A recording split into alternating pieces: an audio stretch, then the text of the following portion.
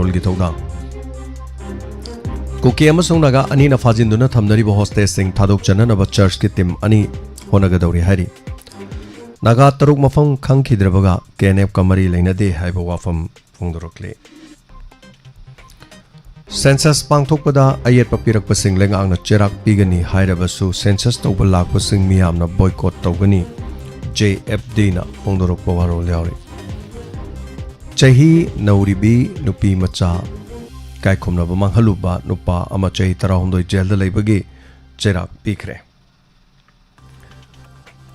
thadaugi church luching ba hatpada kuki chennai haiba takchere haiba hiram sida su report ma United Naga Council UNC gi maikedi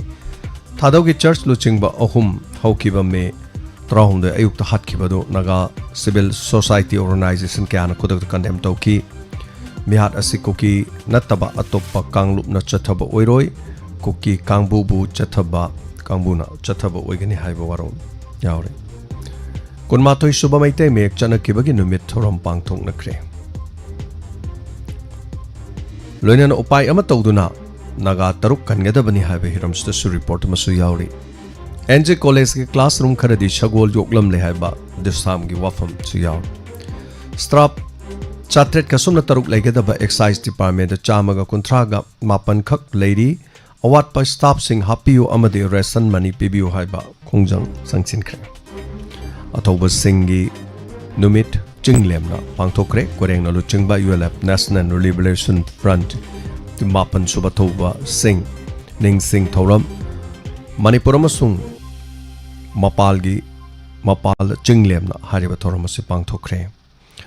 RIMS के security नगारी हुरालंबा अनि फारे हरी proxy लानमीबो इनसेलिबलेंगा की मथक्त मियामना थेंगनबना अचुंबल लान ओइगनी हाइना रिपकोन फोंदोकपा WAROL से यावरे इपा इपोसिंग ने चलंबा lining ngakna chatlabadi ngasi tholiba thoningdaba thokdok sing sikhak thoklam loi haiba hiramsida su report yaure loinana hoyelan pau chegi headlines tagi Tamenglong Gay Deputy Commissioner na District Asigi Khunja Singh the section wa phongdorokre Tamilongi miyamna Imphal da sathok chachin tawbada security convoy loinana chatpiu haiba wafam phongdorokre Kuki NP Manipur gi total shutdown Manipur lenga na karisu tawba ngamdre Nagaland na pandunu leirakpa truck sing miwa tabadagi thawjinarakle Sanapati district ta gari chamri ga tararom Imphal yorokpa ngamdana leiri Embusta laikhidraba church leaders sing ex gracia piragani CM go unaki ba church leaders sing kangpong pi amasung senapati de chatkadori haiba hiramsta su report petrol amadi diesel gi tanker marfu ga mapan thunglarabasu miyamna pakhat polai da thau panglai da leisin nabana haribasi miyamna thau leifam sing de qlep na ba uri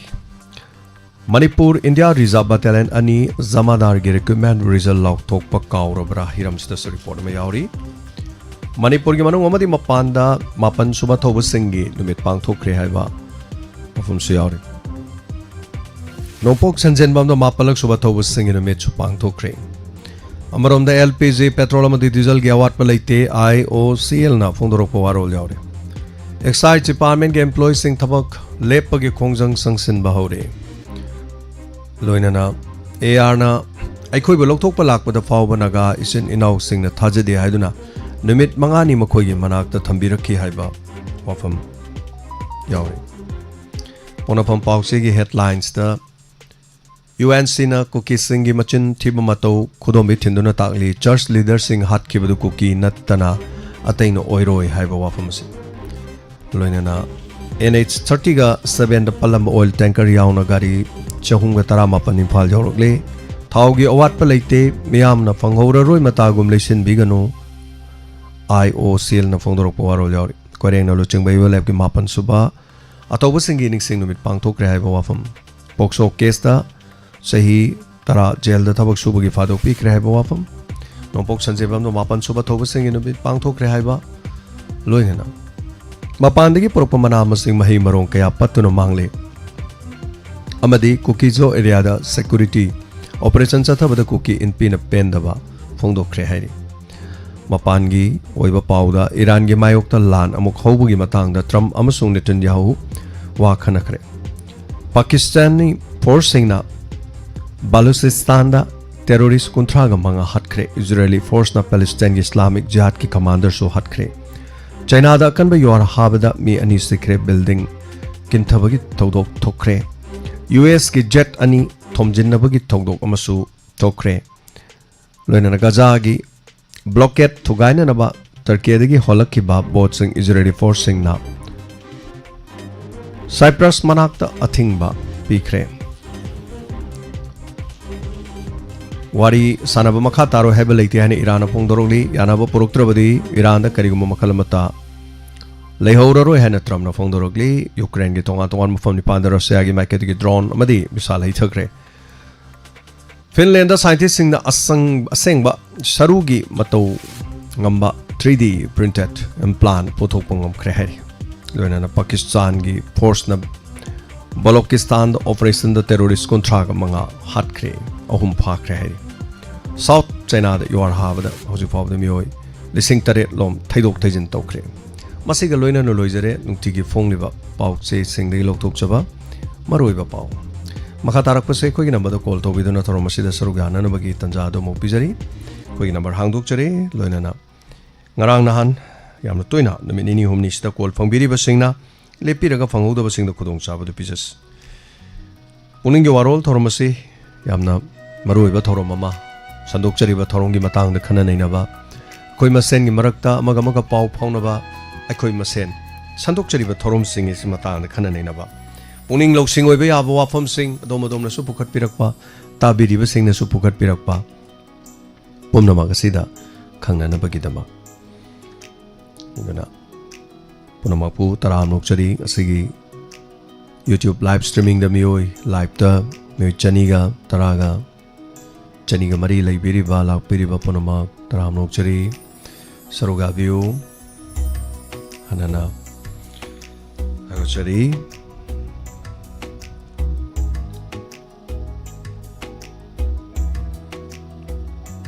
Facebook live ta lai biri ba mi taram doi ba sa ta chari hanana Facebook live ta mi taram doi ba ga ji mi la control doi le ba chamane mi tram ga bor ma call to view from masida saruga view yam hojik si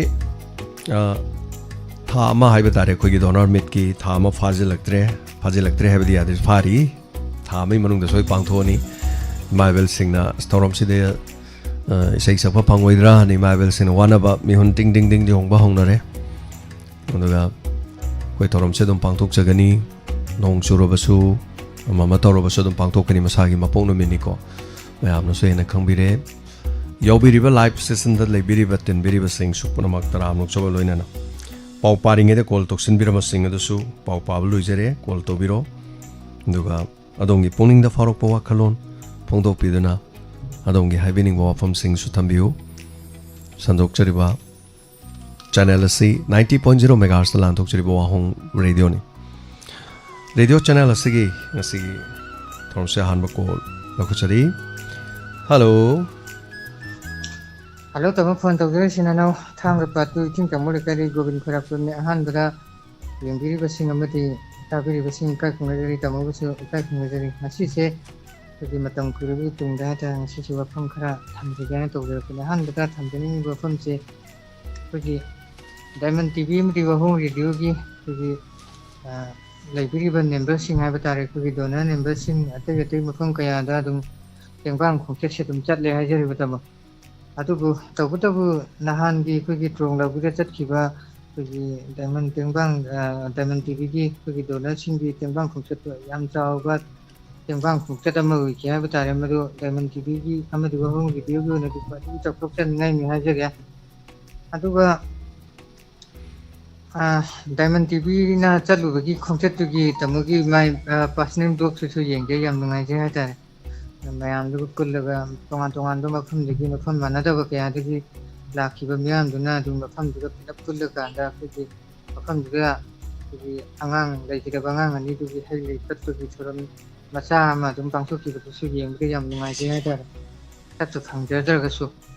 ꯁꯤꯃ ꯍꯥꯏꯖꯒꯦ ꯑꯗꯨꯒ ꯑꯅꯤꯁꯨꯕ ꯑꯔꯣꯏꯕꯗ ꯊꯝꯖꯅꯤꯡꯉꯤꯕꯁꯦ ꯑꯩꯈꯣꯏꯒꯤ ꯍꯟꯗꯛꯀꯤ ꯑꯩꯈꯣꯏꯒꯤ job card ꯍꯥꯏꯕ ꯇꯥꯔꯦ ꯃꯌꯥꯝꯅ ꯍꯧꯖꯤꯛ ꯍꯧꯖꯤꯛ ꯁꯨꯅꯔꯤꯕ MG ꯅꯔꯦꯒꯥꯒꯤ ꯁꯤꯗ ꯑꯩꯅ ꯊꯝꯖꯅꯤꯡꯉꯤꯕ ꯋꯥꯐꯝꯁꯦ ꯑꯩꯈꯣꯏꯒꯤ ꯖꯣꯕ ꯀꯥꯔꯗꯁꯤꯗ ꯑꯩꯈꯣꯏꯒꯤ ꯇꯣꯉꯥꯟ ꯇꯣꯉꯥꯟꯕ ꯑꯩꯈꯣꯏꯒꯤ ꯃꯤꯠꯀꯤ ꯏꯁꯀꯦꯜꯅꯆꯤꯡꯕ ꯂꯧꯕ ꯈꯣꯠꯄꯁꯤ ꯈꯤꯇꯪ ꯑꯩꯈꯣꯏꯒꯤ ꯗꯤꯁꯦꯕꯜ ꯄꯥꯔꯁꯟꯁꯤꯡ ꯑꯃꯗꯤ ꯂꯩꯔꯤꯕ ꯑꯩꯈꯣꯏꯒꯤ ꯁꯦꯅꯤꯌꯔ ꯁꯤꯇꯤꯖꯟꯁꯤꯡꯗꯁꯨ ꯌꯥꯝꯅ ꯑꯋꯥꯕ ꯌꯥꯝ ꯊꯦꯡꯅꯩ ꯍꯥꯏꯖꯔꯤꯕ ꯇꯥꯃꯣ ꯑꯗꯨꯅ ꯌꯥꯝ ꯅꯨꯡꯉꯥꯏꯇꯕ ꯍꯥꯏꯇꯥꯔꯦ ꯃꯁꯤ ꯑꯗꯨꯝ ꯃꯔꯤ ꯂꯩꯅꯕꯅ ꯑꯃꯇꯪ ꯃꯁꯤ ꯈꯤꯇꯪ ꯍꯥꯏꯗꯤ ꯂꯥꯏꯔꯕꯁꯤꯡꯒꯤꯗꯃꯛꯇ ꯄꯨꯊꯣꯛꯄ ꯑꯦꯛ ꯑꯣꯏꯕꯅꯤ나 ꯌꯥꯔꯒꯗꯤ ꯑꯩꯈꯣꯏꯒꯤ ꯊꯕꯛ ꯁꯨꯖꯔꯤꯕꯁꯤꯡꯗꯁꯨ ꯈꯤꯇꯪ ꯀꯣꯝꯖꯅꯕ ꯃꯌꯥꯝꯅꯁꯨ ꯌꯥꯅꯒꯗꯧꯕ ꯑꯃꯗꯤ ꯄꯨꯝꯅꯃꯛꯅꯁꯨ ꯌꯥꯅꯒꯗꯧꯕ ꯑꯩꯈꯣꯏꯒꯤ ꯊꯕꯛ ꯑꯃꯇꯪ ꯂꯧꯈꯠꯄꯤꯔꯒꯗꯤ ꯃꯌꯥꯝꯁꯦ ꯑꯩꯈꯣꯏꯒꯤ ꯖꯣꯕ ꯀꯥꯔꯗꯁꯤ ꯐꯖꯅ ꯃꯅꯤꯡ ꯃꯈꯥ ꯇꯝꯅ ꯁꯨꯕ ꯌꯥꯕꯒꯤ ꯄꯨꯊꯣꯛꯄꯗꯨ ꯂꯩꯒꯅꯤ ꯍꯥꯏꯅ ꯈꯜꯂꯦ ꯑꯗꯨꯒ ꯐꯣꯇꯣ ꯅꯝꯕꯃꯛꯇꯗꯁꯨ ꯑꯩꯈꯣꯏꯒꯤ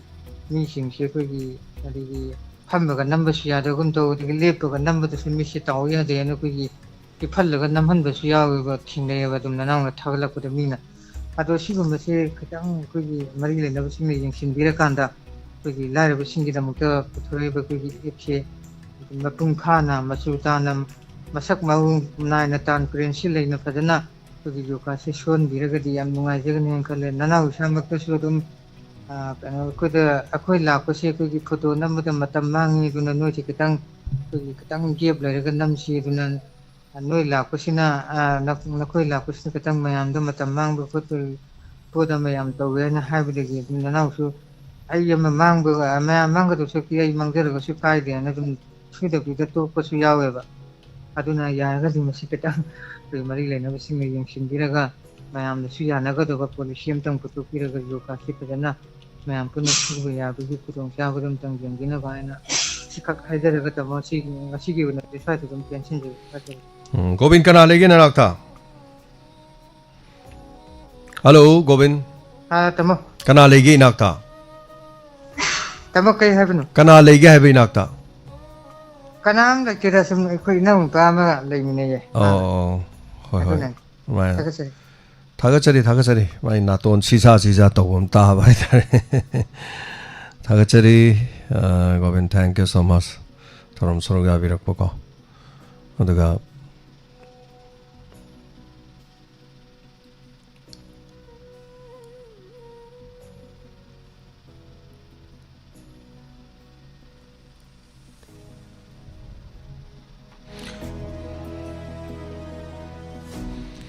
Hello. Hello. Minga Leifong haibiu. Diamond Baby koi sada kan ta hangani. Minga Leifong haibiu. Koi kasada ni. Kasade kari ming kauge. Kasada ni paino kasa khojin ki era khombi haiba. Mera tombi. Oh, yam pik na tajai khonjen ji kari wafam tambining ba. Mera tombi madam tapiu. Kasade gi. Anh hai chân mình cái sự tập của cái nhà seda cái nó như học sinh mình cũng đã thông được Iran thế. Asi cái mấy này là hàng dân ba, làm nó hay thì bác khơi đi. Cái sao làm nó lại là vấn đề na. Xong rồi thôi về Iran thì làm nó hay chứ. Rồi cái khơi làm được gì quá.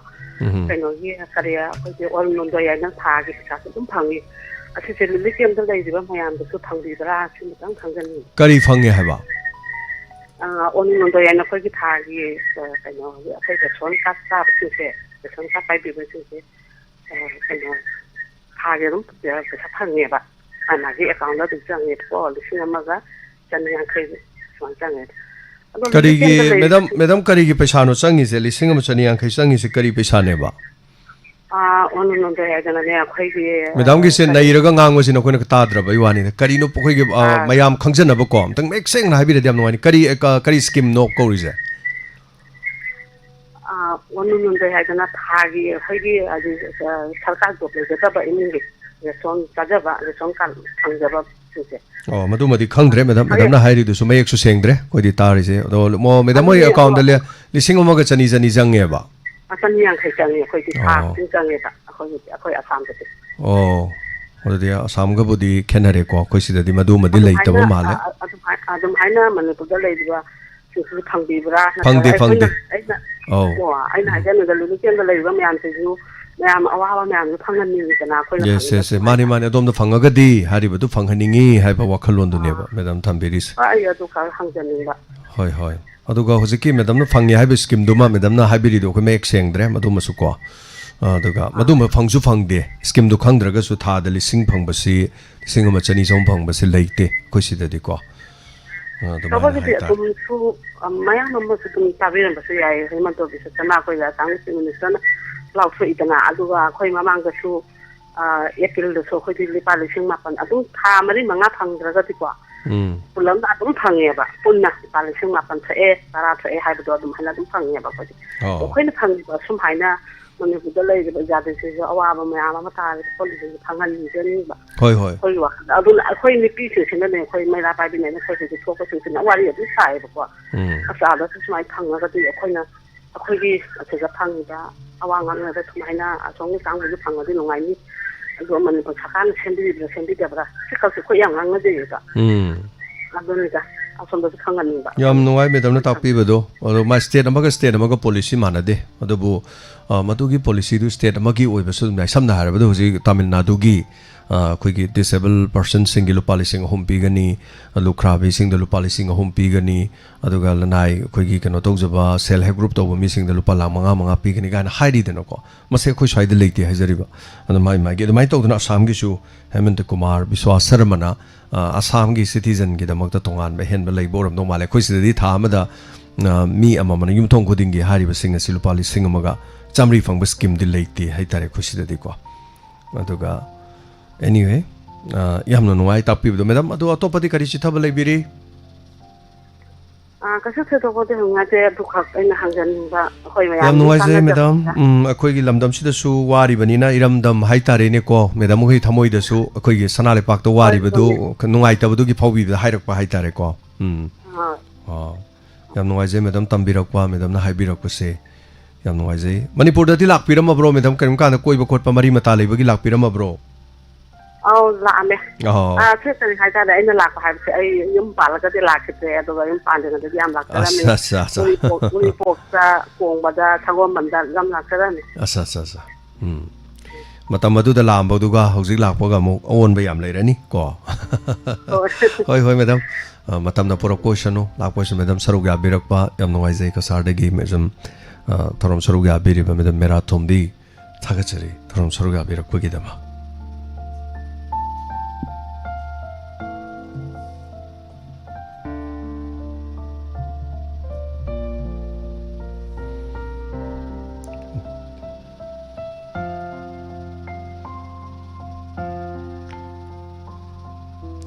Hello. Hello. Sir. Mingalai Fonga have you? Sir. Sir, I am Ikai Kundazari, Tavibu Mamusu, Kurumzari, Sir Kabo, Walekai, Savitrini Kaujamni.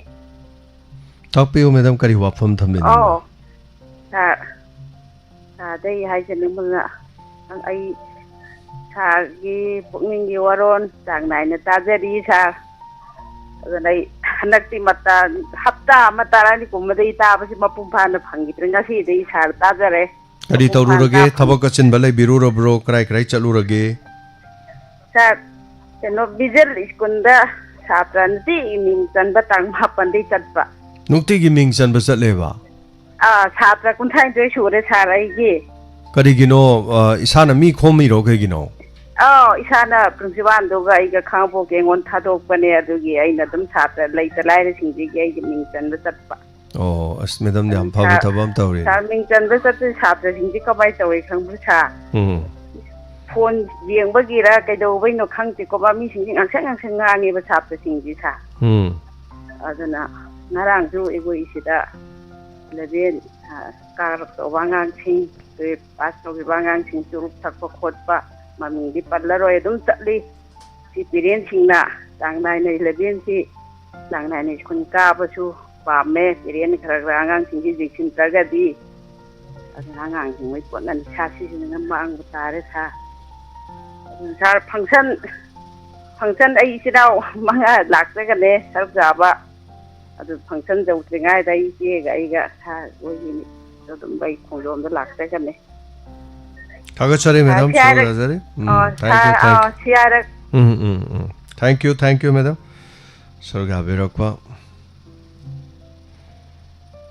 Matangi caller da mokodong saba pizari sorga biu masigi pukning warol thorum sida tabiri basingi da duga koina pukning warol da tori basigum na haitare ate tegi thorum sing da so koi staff sing da koina yamna kano tawna hai batare yamna call tabiri ba sing yam toy bagi matang sa koi ngarang so dum khari ngarang kana bada dum ngarang no midang dum nahan phang call dum ngarang so dum tawi haitare aduga masidi phajana bagi hona bada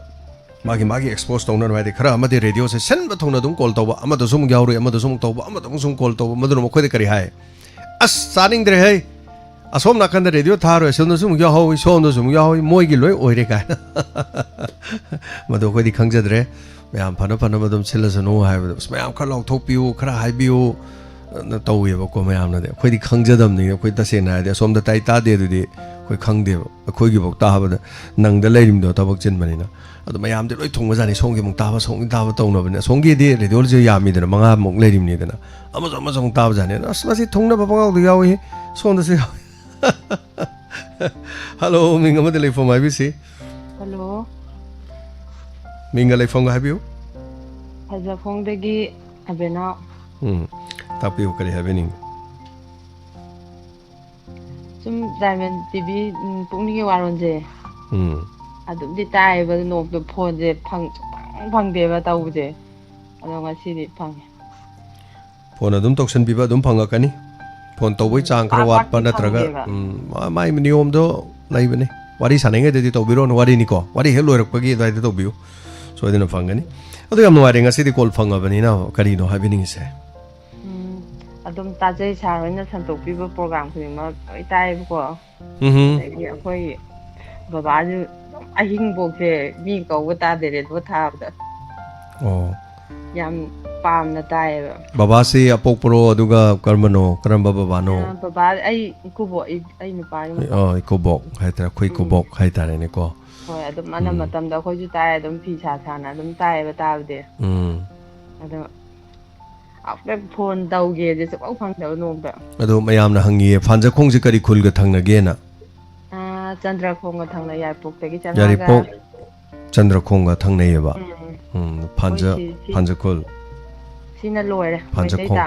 ba manak ta ku pi ta ra me ba lai tre hu ji ku de si dai na mai tai ta da manung da buti myam lai re na adu da gi di som moi ching sep lom da chakra ka na sing top lang kha khra ga moi hana ku ki ta ra mi de na ko with charge ka leiba ka no gi mana adon da gi su ka no power sa ki bi su ya ba itham power sa ki bi ya ba du ra ya ye ai sa mo itham dai ne ai ja da itham power sa khre ba ko ai am khok tang am phat ta mi da ai am tang di chat khre adu adon da chat ta di so ya da maram di adom da gi chat la ga di engon da pung ji ka no khak sang ba hai ta re pung ama ga minute kun mu khak sang ba ai na sti gi lak ba da adu ga ai na muk lam lai rom dai chat la ga di sti gi na mo imphal bok thorani imphal la gi muk lam lai bo muk chat la ni adagi di mo lamlai dagi di amok somna sona kanda mok chatlani haigalani adum chatlaga andagi di poksu nungsu adai kai me amnung chalam lak doi ni do dom da di pung ani mokhai moyen chang bai tare ade masi di kan de lami phatar jo phatana som chakra ge na ai chatle matam do irang thok tring da hai tare ko ai chatle ai na su video matem thagat pani tham chalu ge me amana tor thagat pa do uramani ko leirong then dagi dum phogjalaga chatki bane ba adu leirong then dagi phogjan draga su chatpa do muksu yari ne ba kaino dagi na chandra khongte muk chatla sung yari ne ba natra yai lambi je phogjan bam je dum lai ba thank you yam nungai re khoi thorom se yam nungai na tabiri na tak pirak pa duga ado kaino ta ha yogi ta gi tum maming tholi je diamond gaina kana na thon pi gaina thon ri no ba kana na thon jen thom na te si dai na dum thon ja ba ja ni diamond si aseng ba ai gi diamond di kaino ni manade mi na thon ba diamond di hui gi maming da thon mani ga na mi hai ba tai ko hui yum gi maming ai han yoram di hui gi maming ne hai ba moi loiram ba hui yum gi maming ne ai gi di adu gi hui du natte ai gi sna kamai to no hai kan na ai khoi puno mak se khoi sida lai ri ba mayam puno mak se khoi se lai ra boi sunu ina khon boi sunu ko imung manung da kari hai ba tai ai khoi puno mak sing se magi sabam du gi wa ne ba ai na masi hira mani mukta ni khanjai hai tare aina punomak se adom su adom pokpa matam da ima pabung na nokchari ni ko kapchari ni hajari ba ima na isa dum to masak yeng ge piro ga na haire yengjari potne ba do adugi mai thong du yengba matamda ima gi fizi gi mani ni haitare diamond haibdi khoi gi hira mani mukta haibane ba do aina akhoi gi loan season adri kai gi no hai kanda akhoi amagi so oida ba universal oiba loan amada season na bani haitare adumaina dum thonja bane aidina hawai su adumaina ponomak se artha oina halle haitare radio da lering da so haitare aduna adom su diamond ne ai su diamond ne tabiri ba sing su diamond ne ponomak se diamond ne haitare mi gi mai mo ne mai thoning bo thonja sunu ado khoi adom da keno tok de natra ado ai gi oiba wakhan da di dumaina thonja bane ba ko sumaina dum haijage thank you so much thank you so much tagachari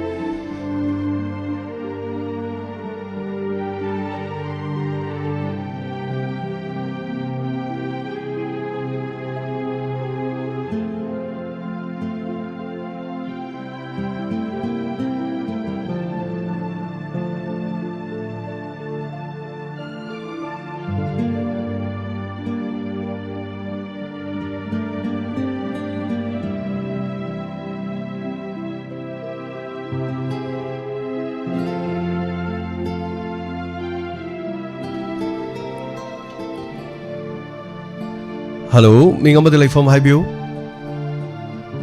Huh? Taram luxury. Really bad.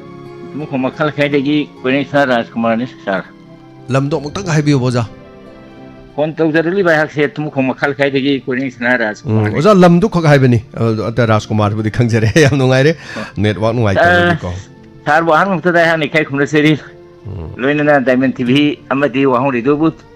David wishing boy hang a hand of Mukahane cake from the Zeri. Sir, Pon to the sea, Hata Maroon Shores. I am no idea the Saruga Birakoko. Sarah City, a Diamond TV, Puning WAROL said I show up from Credit, Condosa, I don't know, citing I don't know some reason. Tapi was a Kariwa from having. Sir, Position, I quit Manipur, Santi later have a Tarasa. Sarai Queen Manipuri, Pazasing say Amukta Santi and Gaherdi, Sarai Mota, Makagi Point Crase, a quiggling Kariguma Tabo in a Panto Bangam Lavadi Mausagi film the Handilakata in the Kandesha. Sar An by Point Center of Music, Queen Manipuru, Masetana, Tugana by Amakana Honoriba, Dongan Tanning Bakambushing Shigi, demanding She Manipulangana, two the bent of Shinbiba. An issue with the Manipur operator Biriba, Sinkuki, narcoterrorism, she Menmargi, Gomena, Makogi, Lalovishing Mataka military crackdown, Tauduna Yamna Tunalushin, Chiba Dumna, Equigishu, Manipur, Lengana, Amadi, India Lengana, military crackdown, Taudun, Atumatamda, Lushin Chiba, Adu this Hanti Wedran Kanjay, Aduga, Ahumsubada, Aujing Manipur. Government ka khoi shu shine tong riba kokela logo singi apunba umbrella body weriba khoi national shu manpu government a thubuda india government ta takshinduna ini hau tawduna masimasu matam sum sangta na sum tawdi se masimasu muthar khibra kanu maselu lushin gare gadi khoi manipur ge manipur ge shanti wer khata na khanjai khoi manipur ge baza sing se hi sarang na dana tangdu leta dana ler khoje sahi ahum shure Make tang of insurance, Colum de Gigi, Pau, the Quisitang do Latana, Quipadansi, Amna one, a labor share, Masikitan, however, Matagi Taboxing shape, Pantopi Bataragadi, Langang, Pantopi Batara, the Queen Popper, peace when the other least are Masungam, Mambaro, Quesanti, Sula, Mambaro in the country, women possess some long letter, Mamma Tanga, women possess Maset Kai,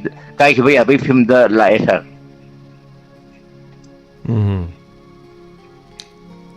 Zana di am line hai bi adubu kari hai ni Zana di am line hai bi adu moi na thabak ko na pangthok ngam ga dori ber ngam moi dori bro ja sidi center ki thabak ni hai tare ni oja ko kari hai bi ni oja sina loi biro bro to po kari hai ni atop pam tan ka ni sing jege sa hai bi ai sik wai se hi 71 yaure ado Sumaina Ahlon get Torum, Karikara, no Majin, Miki Ahlon get Torum, Jay Kara, Yauja, and others, Pond is among them. Now, this hard happened, I seem, but I expect Ponto Ceremony.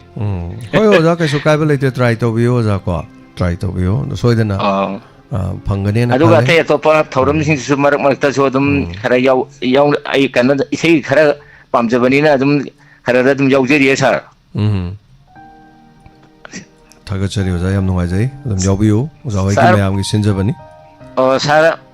ꯁꯤ ꯁꯨꯝ ꯂꯣꯏꯁꯤꯟꯖꯔꯒꯦ ꯁꯥꯔ ꯊꯥꯒꯠꯆꯔꯤ ꯑꯣꯖꯥ ꯊꯧꯔꯝ ꯁꯔꯨꯛ ꯌꯥꯕꯤꯔꯛꯄ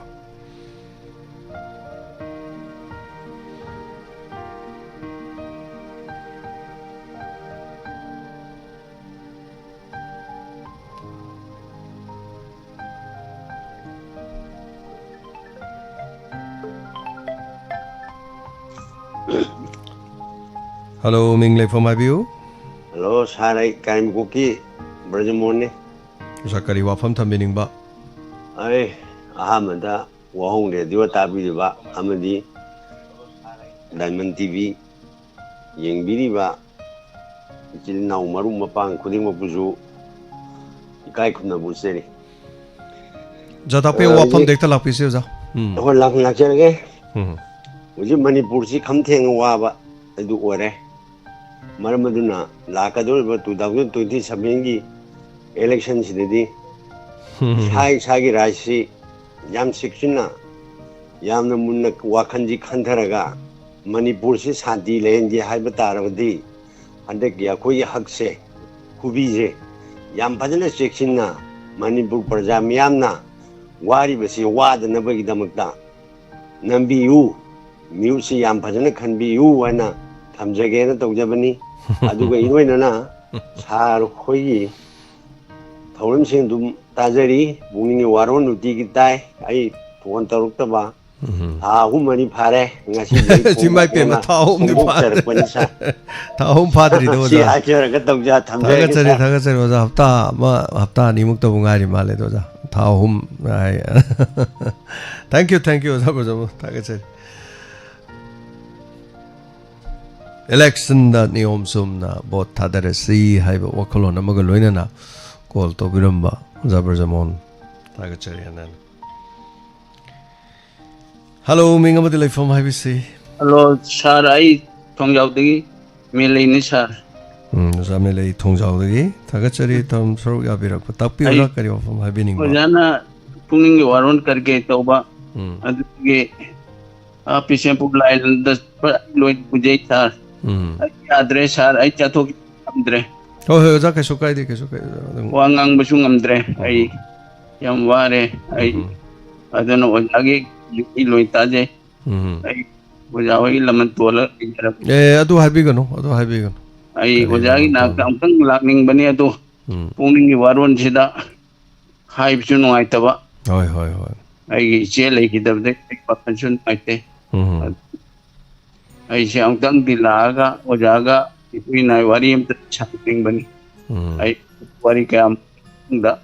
ay pongdok pangam ponging waron da day pongdok cheling dressar ay am na tawat suno ay ko aduna ay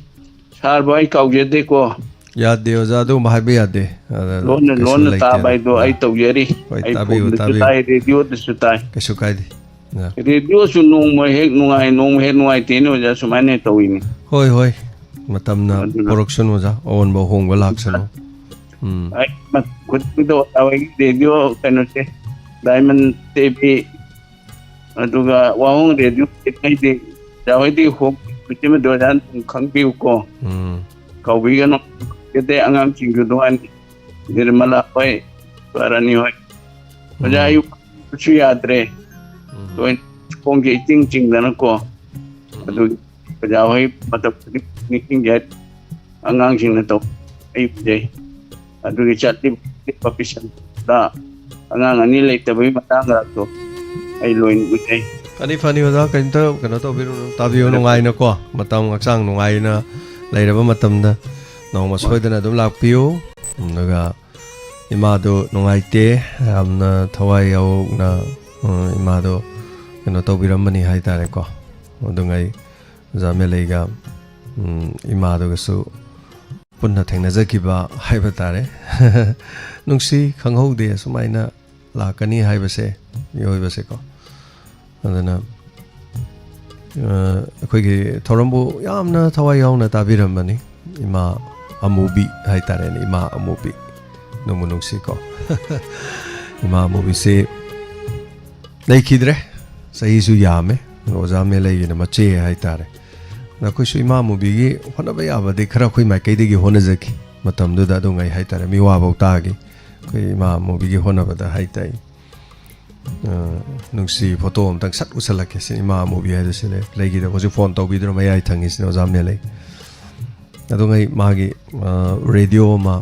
pi bane ko ta ba ya ba hai tare adu ka phone ma su lai ga pi bane ko gi madam Nandini na de gi di che sarobala na ISCOM samna na ba hai tare ISCOM sambagi optical fiber lo policing manga gi su pathok pi matam du da achang ba loi pathok pi bane de gi di khoi mayam to cable network ka ko tan chahi ma gi ga thi da na ko de gi di amuk su madam Nandini khoi kari hoi atopa chatpada mateng pang ma chapdu imai mateng am toromi de mayam chang da na khoi na de ima khut tek pogi mateng pang oi onam hona jaki hai tare kanna dum ima se du lai thi badi ima se gi oza to ma sarang them na mai bil hai tare mung se de ima se mathan ta lei bani mai kanam lei te de to kan ko nang da budi macha ma su khara khara sum lei ram sum tam tam sum thole da mana lei ba matam do budi mathan da lei jaba jani de ko na thola ki macha ma su su thola ki hai tare ko nang da na macha na masu nu pi no ma call to ki khangau da na khoi da khoi lei adani khoi abok tu na kanam lei te khai ba do nungai te khoi lei ko len hai ra ki o adani noi lei bore hai dana hai tare adu gi call to ki ben met adu da gi amok hana hai tare adu ti khoi na thau lei te na thau di ta ta re na ai sai tan nungai se gi hai tare okay adu khoi to ba ya ba ma gi te to gre khale adu lai bok thi ba di ma ma ko tek pa de gi koi na ma sin na dana lei ki adu bu ma cha ma su gi manak ta muk sat ki khanghodana lekhidre hai ba pau du khak tamak panatana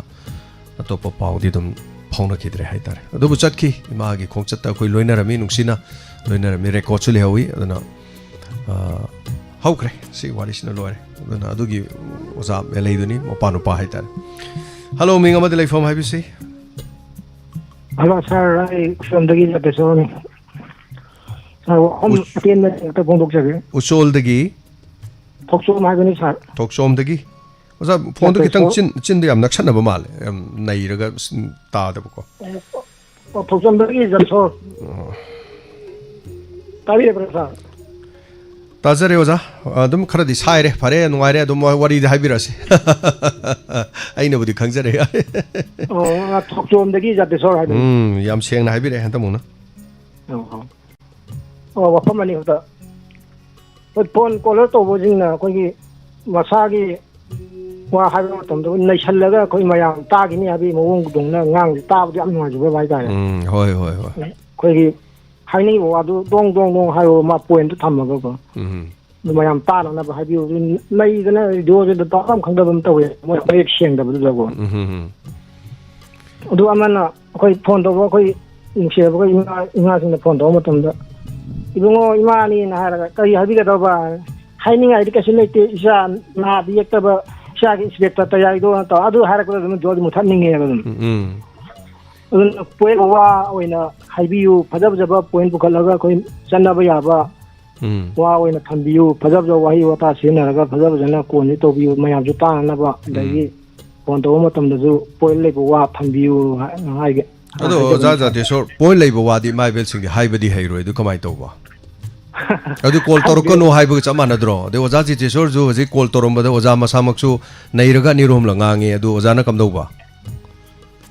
adu ne adu na te ne oza na am thom oza gi dum de yeng bi no ji call du singkhalam da ta bi ne oza na ngang gi bu dum do mek seng ta bre yeng ba do oza na ngang gi wa du de mi puno ma pu call to raga ikai ba pi man dro ne wang wai ta bi ram ji na te nerwan wai ta du imai ben sing gi du de nerwan wai ta bo ro moi dro adne wari do do ne wazai wari di shoim shoiri ba se kol to bu wang hang ba he bang to kol to dong ne ba niom leikti se di maron thok to bu maron tholo hai bani adu point ngang biro hai ji mai ben sing na point ngang ko di oza point ngang oi oza su jik chahi sugen suro do oza sai yang khai ni thoi hum doi ko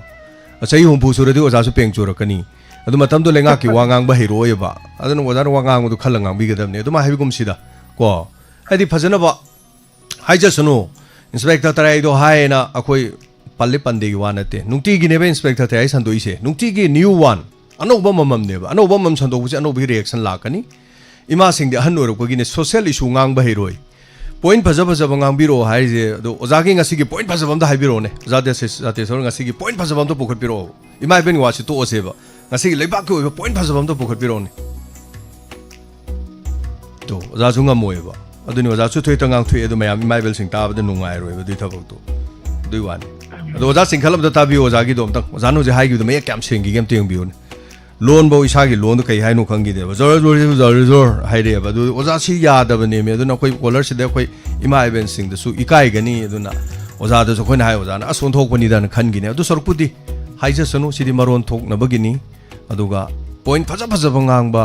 ꯆꯦꯅꯦꯜꯁꯤꯡꯁꯨ ꯌꯥꯝ ꯂꯩꯕꯅꯦ ꯋꯥ ꯉꯥꯡꯕ ꯍꯩꯕ ꯍꯥꯏꯇꯥꯔꯦ ꯑꯗꯣ ꯑꯩꯈꯣꯏꯒꯤꯗꯤ ꯑꯗꯣꯝꯗ ꯂꯩꯇꯦ ꯏꯃꯥ ꯏꯕꯦꯜꯁꯤꯡꯁꯦ ꯃꯔꯣꯟ ꯊꯣꯛꯍꯟꯕꯅꯦ ꯑꯩꯈꯣꯏꯒꯤꯗꯤ ꯄꯨꯟꯁꯤꯜꯍꯟꯕ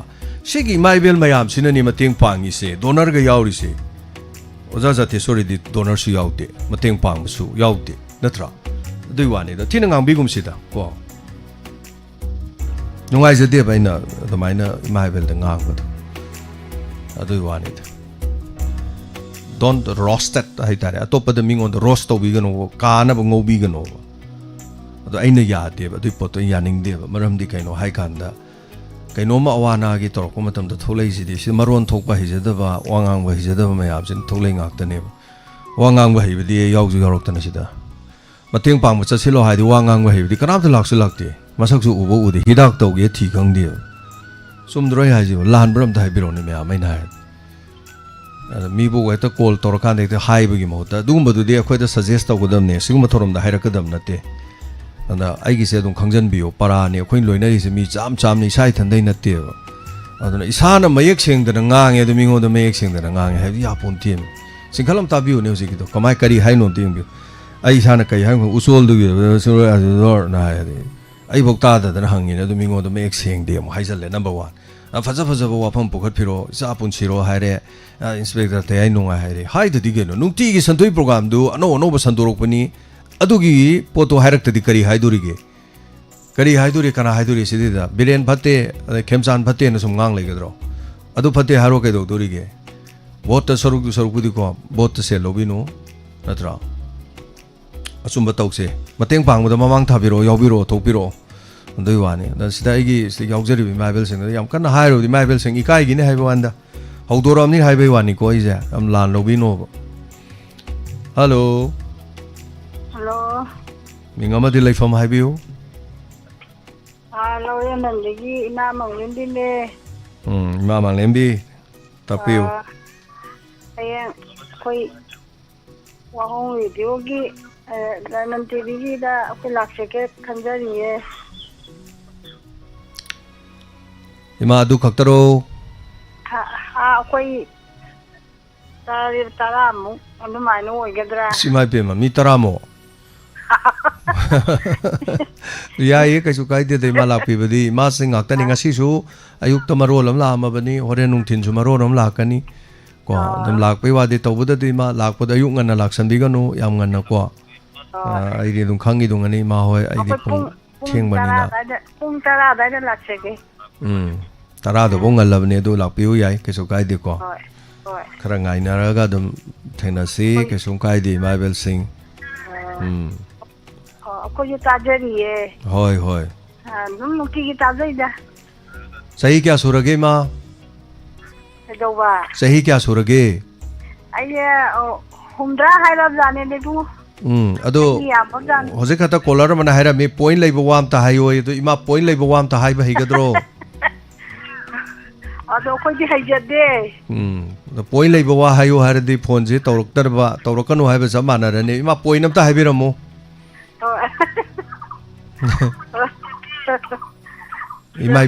ꯏꯃꯥꯏ ꯄꯣꯏꯟꯁꯤ ꯀꯩꯅꯣꯕ ꯁꯤꯗ ꯍꯪꯗꯣꯏꯁꯤꯕ ꯉꯥꯏꯈꯣ ꯏꯃꯥ ꯄꯥꯕꯨꯡ ꯂꯩꯕꯤꯔꯤꯕ꯭ꯔꯣ ꯂꯩꯖꯔꯤꯌꯦ ꯂꯩꯔꯤꯌꯦ ꯑꯣꯀꯦ ꯄꯥꯕꯨꯡꯗꯤ ꯑꯩꯈꯣꯏ ꯔꯦꯗꯤꯑꯣꯁꯤ ꯇꯥꯗꯕ꯭ꯔꯣ ꯄꯥꯕꯨꯡꯗꯤ ꯔꯦꯗꯤꯑꯣ ꯇꯥꯗꯦ ꯃꯥꯗꯤ ꯐꯣꯟꯒꯨꯝꯕ ꯀꯩꯒꯨꯝꯕ ꯏꯁꯩꯒꯨꯝꯕ ꯈꯔ ꯇꯥꯕ ꯄꯥꯕꯨꯡꯗꯨ ꯆꯦꯛꯁꯟꯕꯤꯌꯨꯀꯣ ꯐꯣꯟꯗ ꯁꯨꯝ ꯇꯥꯎ ꯂꯩꯔꯝꯃꯤꯗꯣ ꯋꯥꯔꯤꯅꯤꯗ ꯏꯃꯥ ꯊꯥꯒꯠꯆꯔꯤ ꯏꯃꯥ ꯅꯣꯛꯁꯦꯟꯅ ꯁꯨꯝ ꯇꯧꯕꯅꯤ ꯊꯦꯡꯛ ꯌꯨ ꯍꯥꯟꯅ ꯊꯥꯒꯠꯆꯔꯤ ꯄ꯭ꯔꯣꯒ꯭ꯔꯥꯝ ꯁꯔꯨꯛ ꯌꯥꯕꯤꯔꯛꯄ